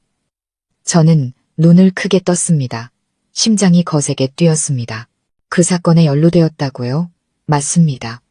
법인 명의는 다른 사람으로 되어 있었지만 이익 분배 확인서에는 그의 이름이 명확히 기재되어 있었습니다. 그리고 결혼식을 통해 세탁된 자금은 바로 그 이익을 합법적인 결혼식 비용인 것처럼 위장하여 정화한 것이었습니다. 추적이 어렵도록 말이죠. 저는 의자에 주저앉았습니다. 머리가 혼란스러웠습니다. 이제야 저는 왜 시어머니 김 여사가 자식들 결혼식에 그렇게 돈을 쉽게 썼는지, 왜 가장 호화로운 웨딩홀을 고집하고 가장 터무니없는 비용을 청구한 뒤 며느리에게 계산서를 떠넘겼는지 이해할 수 있었습니다. 그녀는 집안의 상속자가 아니었습니다. 그녀는 오빠가 주도하는 자금 세탁 조직의 전문적인 연결고리였던 것입니다. 그날 저녁 저는 집에 돌아와 침대에 쓰러지듯 누웠습니다. 식욕도 없었습니다. 엄마가 문을 두드리고 제 옆에 앉아 침울한 목소리로 물으셨습니다. 이제 모든 걸 알게 된 거지? 네, 생각했던 것보다 훨씬 더요. 엄마가 제 손을 잡으셨습니다. 이제 어떻게 할 거니? 제가 몸을 일으켜 엄마를 바라보며 천천히 말했습니다. 모든 걸 세상에 밝힐 거예요. 저는 더 이상 잃을 게 없어요. 그들은 이걸 집안일이라고 부르지만 실제로는 가족이라는 이름으로 위장된 범죄예요. 저는 더 이상 용납할 수 없어요. 엄마가 한숨을 쉬셨습니다. 엄마는 널 지지한다. 하지만 조심해야 해. 그렇게 큰 돈과 얽힌 사람들은 무슨 짓이든 할 수 있어. 제가 고개를 끄덕였습니다. 저도 준비하고 있어요. 다음 날 저는 확대 수사 회의에 참석했습니다. 그 자리에는 검찰, 국세청, 그리고 형사과 관계자들이 모두 모여 있었습니다.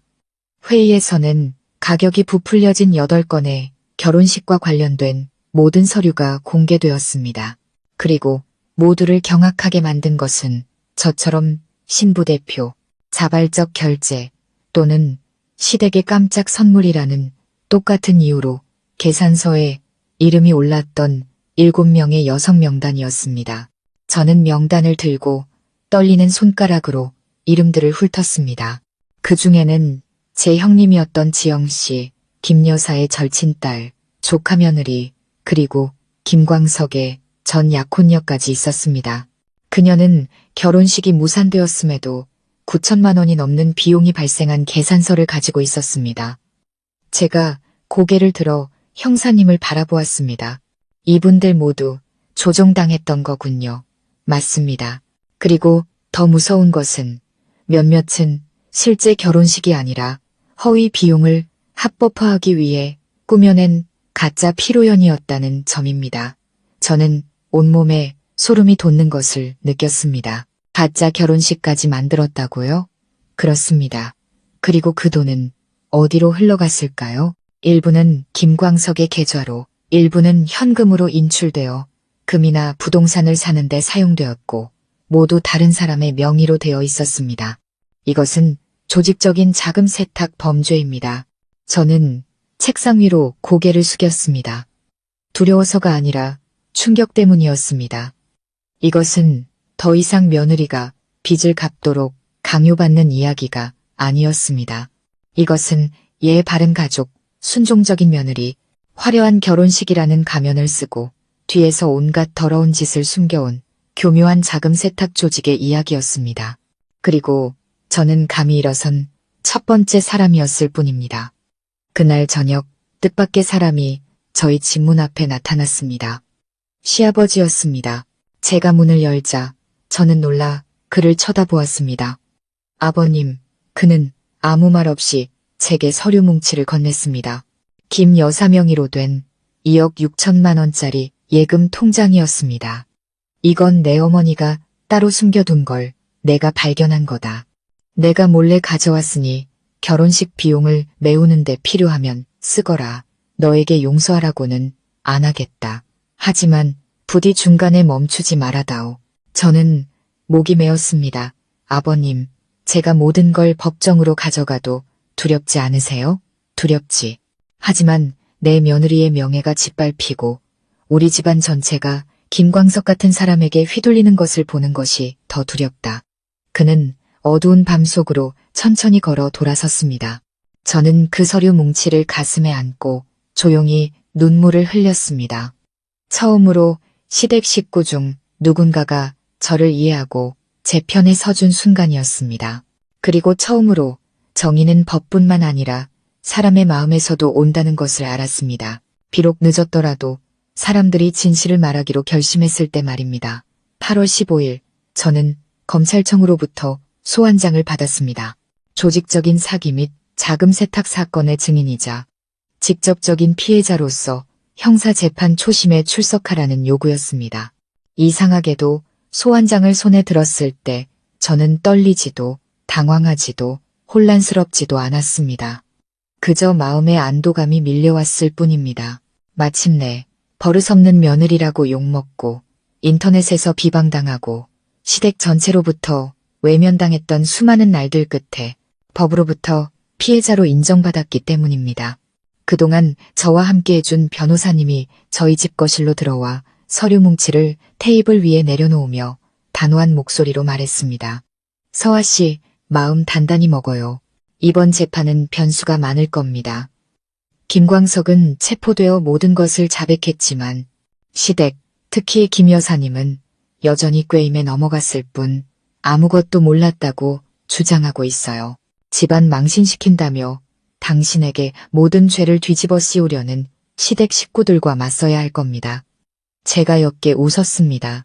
그들은 진실보다 명예를 더 중요하게 생각하겠죠. 제가 막을 수는 없어요. 하지만 저는 더 이상 두렵지 않아요. 저는 모든 것을 말할 겁니다. 재판 당일 법정은 사람들로 가득 찼습니다. 친척, 지인, 업계 관계자들 뿐만 아니라 기자들도 와 있었습니다. 화려한 결혼식을 통한 자금 세탁 사건에 대한 뉴스는 특히 제가 모든 증거를 첨부하여 올린 글 이후로 인터넷에서 빠르게 퍼져나갔습니다. 이제 이 이야기는 더 이상 시어머니와 며느리의 갈등이 아니라 가족애라는 이름 아래 숨겨진 조직적인 사회 범죄 사건이 되었습니다. 제가 법정으로 들어서자 시댁 식구들의 시선이 제게로 향하는 것이 느껴졌습니다. 경멸과 증오가 섞인 눈빛도 있었고 저 아이가 틀리지 않았어. 단지 너무 용감했을 뿐이야 라고 인정하는 듯 조용히 고개를 끄덕이는 사람도 있었습니다. 김 여사는 나중에 들어왔습니다. 화장기 없는 창백한 얼굴에 낡은 갈색 한복을 입고 있었습니다. 그녀는 고개를 숙인 채 제 시선을 피했습니다. 한때는 온화한 외삼촌이라고 생각했던 김광석은 이제 피고인석 뒤에 서 있었습니다. 손에는 수갑이 채워져 있었지만 그의 눈빛은 이상하리만치 평온했습니다. 재판장이 엄숙하게 공소장을 낭독했습니다. 피고인 김광석 1963년생 그리고 피고인 김혜숙 1965년생은 형법 제347조 사기죄, 형법 제356조 업무상 횡령 및 배임죄, 그리고 불법 수익을 합법화하기 위한 목적으로 문서를 위조한 혐의로 기소되었습니다. 방청석이 술렁였습니다. 증인 신문 순서가 되자 저는 증인석으로 불려나갔습니다. 저는 수많은 의심의 눈초리 속에서 결혼식 준비부터 3억 원짜리 계산서가 나타나기까지의 모든 과정을 증언했습니다. 시어머니가 제 서명을 위조하고 모든 축의금을 가로챈 사실, 비용이 부풀려진 항목들을 발견한 과정, 가짜 웨딩 플래너 최미실의 존재, 그리고 이 모든 것의 배후에 있던 김광석까지. 제가 뱉는 모든 말은 가감없이 꾸밈없는 진실이었습니다. 증언 말미에 저는 잠시 멈춰서서 김 여사의 얼굴을 똑바로 쳐다보았습니다. 저는 어머니를 미워하지 않습니다. 하지만 용서하지도 않을 겁니다. 어머니는 저에게만 상처를 준 것이 아닙니다. 어머니는 한 여자의 인생에서 가장 신성한 날인 결혼식을 금전적 함정으로 만드셨습니다. 그리고 그 짓을 여러 사람에게 여러 번 반복하셨습니다. 법정은 쥐 죽은 듯 조용했습니다. 피고 측 변호사가 일어나 반박했습니다. 김 여사는 꾀임에 넘어갔을 뿐이며 그 돈이 자금 세탁에 사용된 줄 몰랐고 모든 결정은 김광석이 내렸다고 주장했습니다. 하지만 검찰은 이미 증거를 준비해 두었습니다. 김 여사가 최미실에게 계산서를 부풀리라고 지시하는 녹음 파일, 돈을 받았다는 자필 영수증, 그리고 결혼식 준비를 위해 김 여사와 김광석이 함께 참석했던 모임 사진까지 모든 것이 너무나 명백했습니다. 재판 말미에 재판장은 판결을 내렸습니다. 사건 기록, 피해자 및 증인 진술, 그리고 수사 결과를 종합하여 재판부는 피고인 김광석에게 자금 세탁 혐의로 징역 10년, 사기 혐의로 징역 5년을 선고, 총 15년의 징역형에 처한다. 피고인 김혜숙은 사기 공모 혐의로 징역 2년에 집행유예 5년을 선고하며 피해자 이서아에게 손해액 2억 9, 700만 원 전액을 배상할 것을 명한다. 김 여사는 의자에 주저앉았고 김광석은 마치 이 결과를 오래전부터 예상했다는 듯 여전히 평온했습니다. 방청석은 혼란에 빠졌습니다. 시댁 식구 중 누군가는 울고 누군가는 고개를 저었고 누군가는 조용히 일어나 자리를 떴습니다. 저는 그 자리에 조용히 서 있었습니다. 입가에 아주 옅은 미소가 번졌습니다. 기뻐서가 아니라 마음이 편안해졌기 때문입니다. 제가 법정을 나설 때 낯선 여성이 다가와 제 손을 잡았습니다. 그녀는 40대 초반으로 화장기 없는 얼굴에 작은 체구였습니다. 서아 씨 맞으시죠? 3개월 전 그 신부님. 네, 맞습니다. 고마워요, 서아 씨.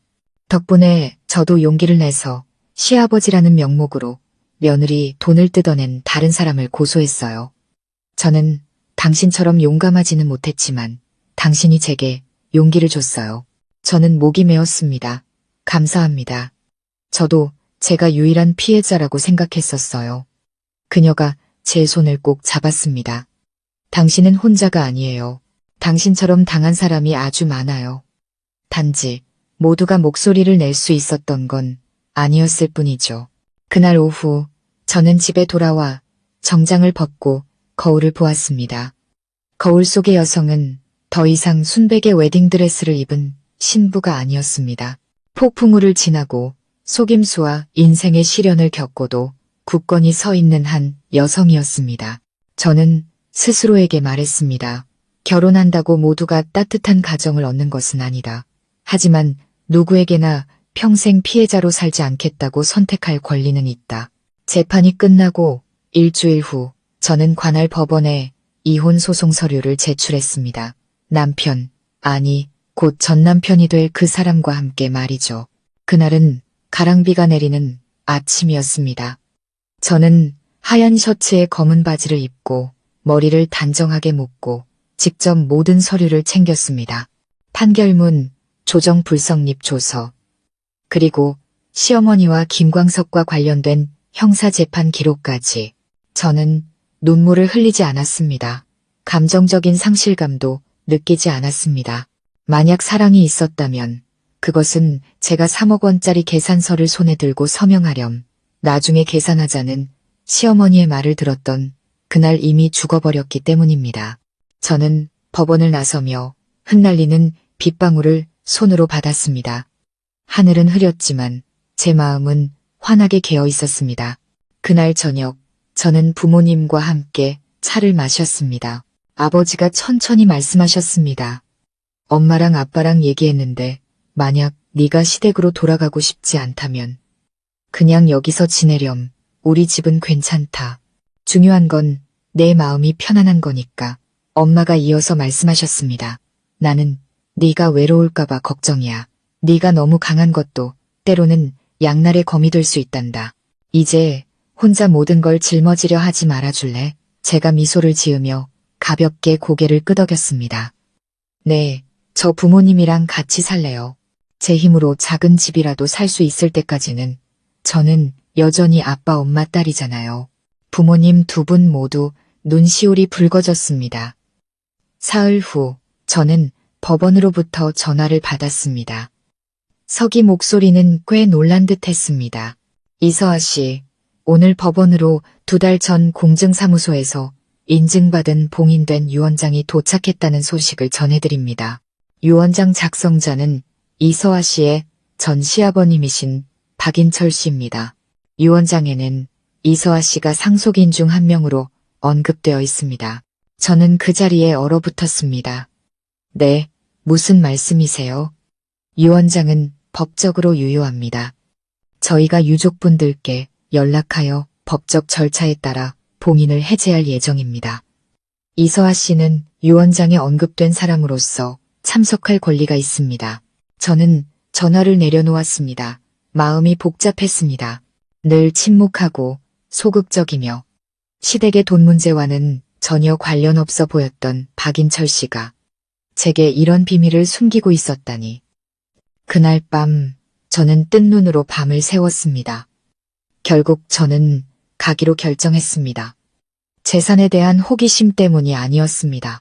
시댁 식구들이 저를 원수처럼 여기던 그 시점에 왜 그가 유언장에 제 이름을 넣었는지 그의 마음을 이해하고 싶었기 때문입니다. 유언장 봉인 해제는 토요일 오후 공증사무소에서 진행되었습니다. 그 방에는 저와 민준, 시이모, 큰아버님, 그리고 법률 대리인이 함께 있었습니다.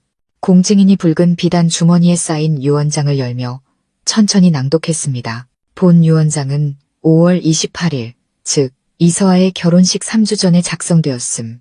내용은 다음과 같다. 나 박인철, 1959년생은 온전한 정신 상태에서 다음과 같이 나의 모든 개인 재산을 남긴다. 예금 2억 원이 든 통장 1개, 그리고 고향에 있는 주택 1채. 이 재산을 세 부분으로 나눈다. 한 부분은 아들 박민준에게, 한 부분은 여동생의 아들인 조카에게, 그리고 남은 한 부분은 나의 며느리 이서아에게 남긴다. 내가 이렇게 하는 것은 돈 때문이 아니다. 나는 이 아이에게서 평생 내가 감히 갖지 못했던 정직함, 지혜, 그리고 용기를 보았기 때문이다. 만약 언젠가 이 아이가 이 집을 떠나게 되더라도 한때 마음속으로 그녀를 깊이 존경했던 아버지가 있었다는 것을 알아주었으면 한다. 방 안은 침묵에 잠겼습니다. 시이모는 입을 떡 벌렸습니다. 민주는 바닥을 내려다보며 아무 말도 하지 않았습니다. 저는 어느새 눈물이 흘러내리고 있었습니다. 재산 때문이 아니었습니다. 살면서 처음으로 한때 시아버지였던 분이 더 이상 가족이 아닌 며느리의 이름을 자신의 마지막 유언에 남겨주었다는 사실 때문이었습니다.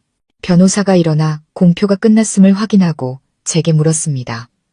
이서아 씨, 상속분에 대해 이의가 있으십니까? 제가 일어나 천천히 말했습니다. 이해 없습니다. 다만 한 가지 말씀드리고 싶습니다. 아버님, 감사합니다.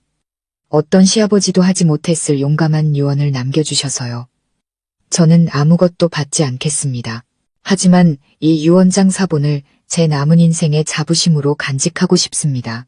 저는 가벼운 마음으로 오후 햇살 속에서 공증사무소를 나섰습니다. 저는 남편을 잃었지만 아버지를 얻었습니다. 그날 오후 집에 도착했을 때 다시 전화가 울렸습니다. 한 대형 신문사의 기자였습니다. 이서아 씨, 저희가 이번 사건을 극복해내신 여정을 정의를 위해 일어선 한 여성으로서 공유하는 글을 써주시길 부탁드리고 싶습니다. 많은 젊은이들이 당신 같은 분의 목소리를 듣고 싶어 합니다. 제가 옅게 웃었습니다. 저는 대단한 사람이 아니에요. 저는 단지 사기를 당했지만 제때 정신을 차린 한 명의 신부일 뿐이에요. 바로 그렇기 때문에 저희는 당신의 목소리가 필요합니다. 저는 고개를 끄덕였습니다.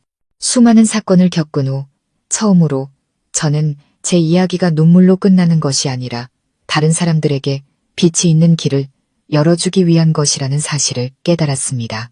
신문사로부터 글을 써달라는 요청을 받은 후 제가 얼마나 오랫동안 창가에 조용히 앉아 있었는지 모르겠습니다. 어둠이 내리고 초여름비가 처마 밑으로 부슬부슬 내렸습니다. 빗방울은 부모님 댁의 낡은 기와 위에 부드럽게 부딪혔습니다. 결혼이라는 폭풍이 휩쓸고 간 뒤 제가 안전하다고 부를 수 있는 유일한 곳이었습니다. 제 앞에 노트북은 여전히 하얀 화면을 띄우고 있었습니다. 기자는 영감을 주는 글을 공유해달라며 수천 명의 여성들이 제 이야기를 듣고 싶어 한다고 재촉했지만 저는 아직 한 글자도 쓰지 못하고 있었습니다. 쓸 말이 없어서가 아니었습니다. 두려웠기 때문입니다.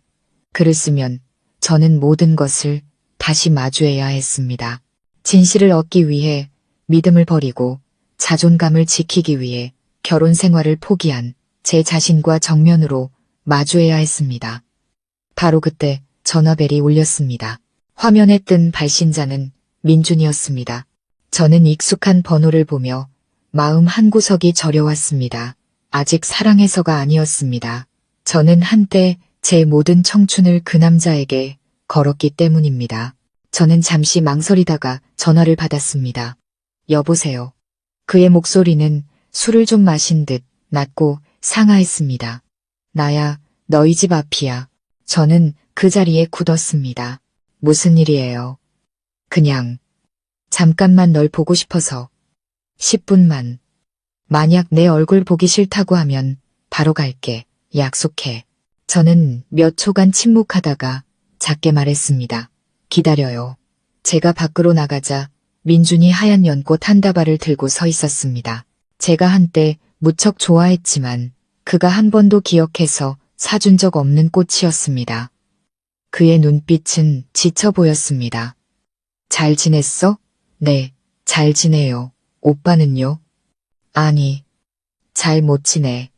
빙빙 돌리지 않을게요. 용건만 말해요. 그가 손에 든 꽃다발을 꽉 쥐더니 고개를 들었습니다. 다시 시작하고 싶어. 저는 웃음이 터져 나왔습니다. 고통스럽거나 비꼬는 웃음이 아니었습니다. 그저 이미 사라져버린 것들에 대한 작별 인사 같은 가벼운 웃음이었습니다. 무슨 생각으로 그런 말을 하는 거예요? 민준이 저를 바라보았습니다. 그의 눈에는 후회가 가득했습니다. 내가 틀렸다는 거 알아. 비겁했고 침묵했고 엄마가 널 구렁텅이로 밀어넣는 걸 방관했어. 하지만 단 한 번도 널 잊은 적 없어. 난 아직 널 사랑해. 서아야. 저는 고개를 저으며 허공을 바라보았습니다. 오빠는 날 사랑했지만 내가 계산서 더미와 사람들의 비난 그리고 오빠 어머니의 압박 속에서 허우적거릴 때 오빠는 어디 있었죠? 오빠는 침묵했죠. 내가 혼자 경찰서와 법원, 언론과 오빠네 친척들을 상대할 때 오빠는 어디 있었나요? 그가 입술을 굳게 다물었습니다. 입술이 떨렸죠. 용기가 없었어. 내가 너무 약했어. 제가 고개를 들고 그를 똑바로 쳐다보았습니다. 저는 강한 남편이 필요했던 게 아니에요. 제가 약해졌을 때 제 곁에 서줄 사람이 필요했을 뿐이에요. 하지만 오빠는 그러지 못했죠. 민주는 고개를 숙였습니다. 그의 손은 꽃이 피 으스러질 정도로 꽃다발을 꽉 쥐고 있었습니다. 제가 가까이 다가가 바람처럼 가벼운 목소리로 말했습니다. 오빠를 용서할게요. 하지만 다시 시작하기 위해서가 아니에요. 제가 자유로워지기 위해 용서하는 거예요. 다시 시작하지는 않을 거예요. 같은 길을 다시 걸으며 또다시 상처받고 싶지 않으니까요. 그가 목맨 소리로 말했습니다. 정말 아무 감정도 남지 않은 거야? 제 눈에서 눈물이 흘렀습니다. 아파서가 아니라 안타까워서였습니다. 저는 한때 오빠를 너무 사랑해서 모든 걸 견딜 수 있을 거라고 생각했어요. 하지만 사랑은 인내가 아니었어요. 사랑은 보호받는 곳이지 살아남기 위해 발버둥 치는 곳이 아니었어요. 저는 뒤돌아서서 돌아보지 않았습니다. 등 뒤에서 저를 부르는 소리가 들렸습니다. 서아야, 저는 멈춰 섰습니다. 돌아보지는 않았지만 대답했습니다. 만약 정말 저를 생각한다면 올바르게 살아가세요. 다른 누구에게도 같은 실수를 반복하지 마세요. 그리고 이미 앞으로 나아가는 법을 배운 사람을 붙잡지 마세요. 그날 밤 저는 집에 돌아와 노트북을 열었습니다. 손이 가볍게 떨렸지만 이내 글을 쓰기 시작했습니다. 나는 거짓 이야기의 대가를 치르기를 거부한 신부였다.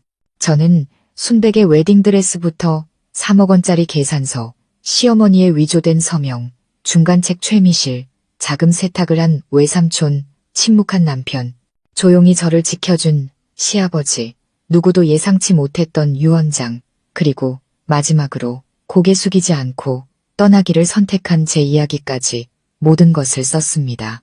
저는 마지막 문장을 이렇게 썼습니다. 딸에게 가정의 행복을 지키기 위해 인내하라고 가르치지 마십시오. 무엇이 진정한 행복인지 깨닫고 자신이 어른들의 게임판 위에 노인졸에 불과하다는 것을 알았을 때 과감히 손을 놓을 수 있는 용기를 가르치십시오. 제 글이 실리자 수만 건의 공유와 댓글이 모든 소셜미디어를 뒤덮었습니다. 어떤 사람들은 저를 철의 여인이라 불렀고 어떤 사람들은 저를 현실판 드라마 여주인공이라고 했습니다.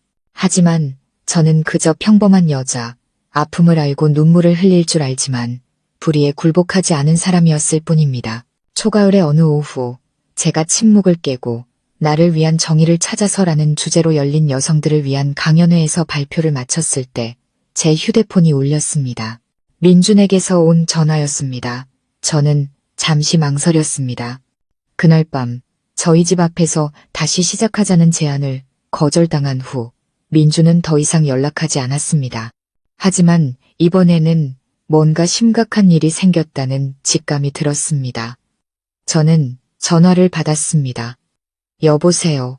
민준의 목소리는 구급차 사이렌 소리와 뒤섞여 울먹이고 있었습니다. 엄마가 방금 뇌출혈로 쓰러지셔서 지금 병원 응급실이야. 저는 사람들로 붐비는 복도 한가운데에 멈춰 섰습니다. 이상한 감정이 마음속으로 스며들었습니다. 분노도 기쁨도 아니었습니다. 마치 우주가 잠시 멈춰서서 제 결정을 지켜보는 듯한 기이한 침묵이었습니다. 제가 병원에 도착했을 때는 이미 땅거미가 지고 있었습니다. 중환자실 문은 굳게 닫혀 있었습니다. 민주는 복도 벤치에 앉아 충혈된 두 눈으로 고개를 푹 숙이고 있었습니다. 저는 그의 앞에 말없이 섰습니다. 민준이 고개를 들었습니다. 그의 눈에는 깊은 피로가 서려 있었습니다. 와줘서 고마워. 사람으로서의 도리예요. 어쨌든 한때는 제 시어머니셨으니까요. 그가 제게 낡은 노란색 편지 봉투를 건넸습니다. 봉투 위에는 삐뚤빼뚤한 글씨로 전며느리 서아에게라고 적혀 있었습니다. 읽어봐. 재판 끝난 날 엄마가 쓰신 건데 차마 보내지 못하셨나 봐. 오늘 쓰러지셨을 때 간호사가 엄마 옷 주머니에서 발견했대. 진짜 손편지였지. 연극이 아니었어. 저는 편지를 받아 맞은편 의자에 앉았습니다. 심장이 조여오는 듯 했습니다. 제가 편지를 열었습니다. 서아에게 만약 네가 이 글을 읽고 있다면 나는 아마 의식과 무의식의 경계 어딘가에 누워 있겠구나. 너와 제대로 이야기할 기회가 다시 올지 모르겠다. 나는 한때 내가 하는 모든 일이 가족을 위해, 체면을 위해, 친척들을 위한 것이라고 생각했다. 하지만 나는 틀렸다. 내 결혼식을 돈 문제로 만든 것이 틀렸고, 너를 위한다는 명목으로 너를 빚더미에 앉힌 것이 틀렸고, 네가 내게 온 가장 바른 며느리였다는 것을 알아보지 못한 것이 틀렸다. 나는 여자는 참고 인내해야만 가정을 지킬 수 있다고 생각했다. 하지만 너는 내게 한 가지를 가르쳐 주었다. 때로는 떠나는 것이 자신의 존엄을 지키는 방법이라는 것을. 미안하다, 서아야. 너를 그토록 힘든 상황에 빠뜨려서 정말 미안하다. 용서를 구하지는 않겠다. 그저 네가 평안하게 살기를 바랄 뿐이다.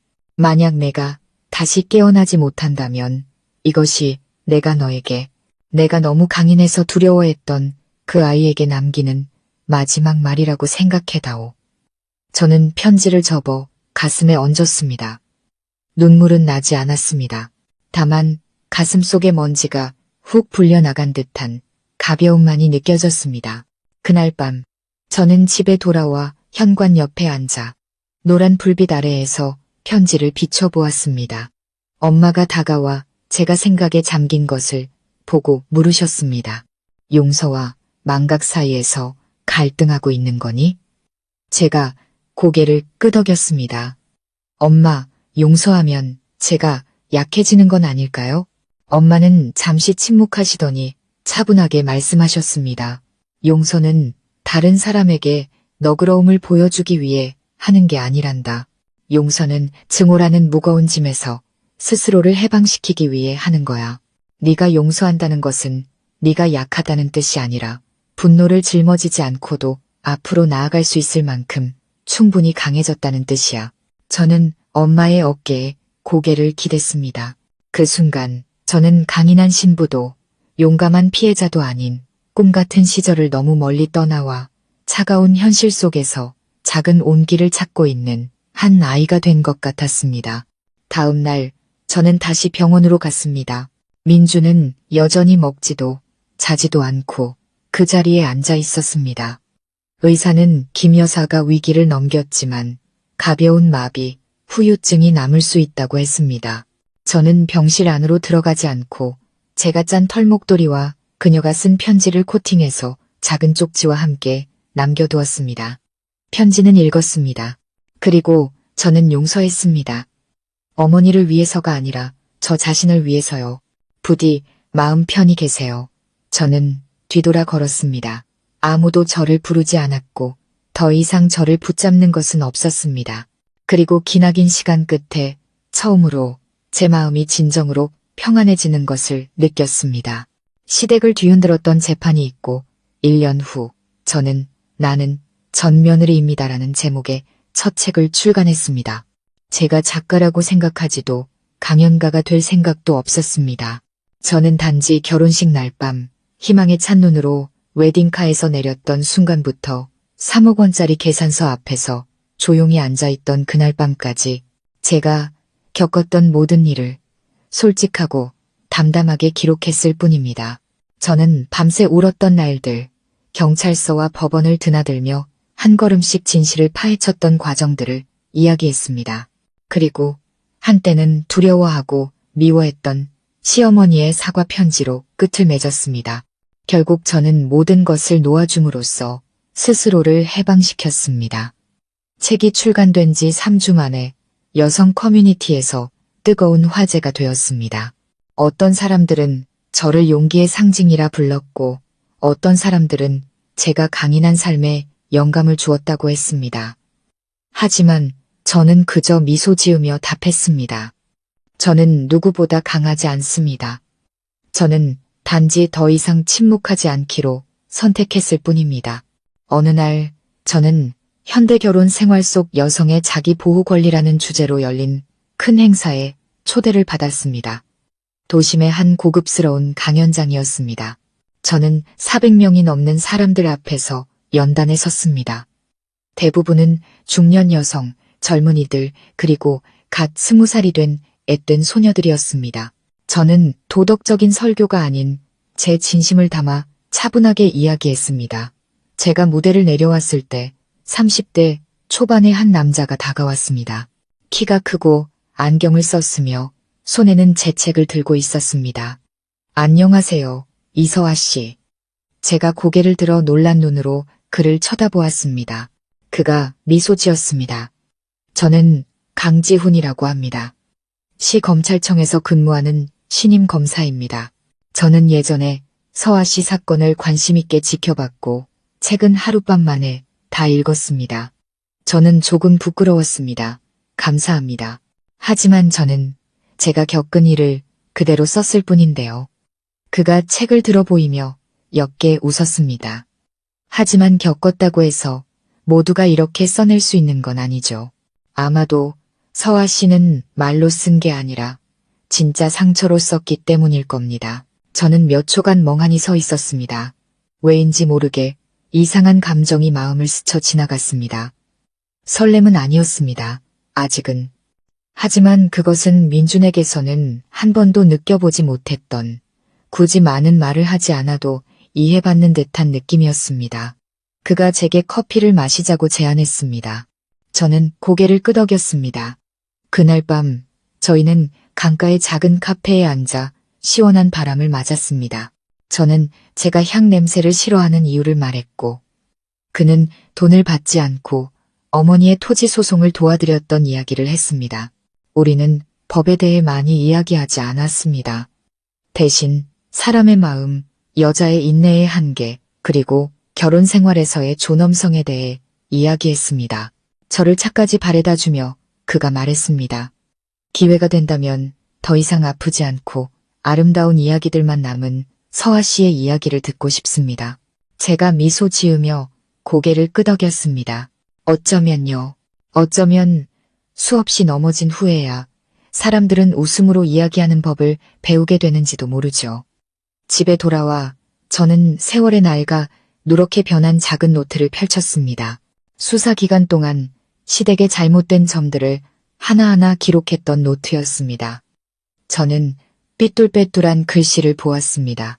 X월 X일, 2억 9, 850만 원 계약서 발견.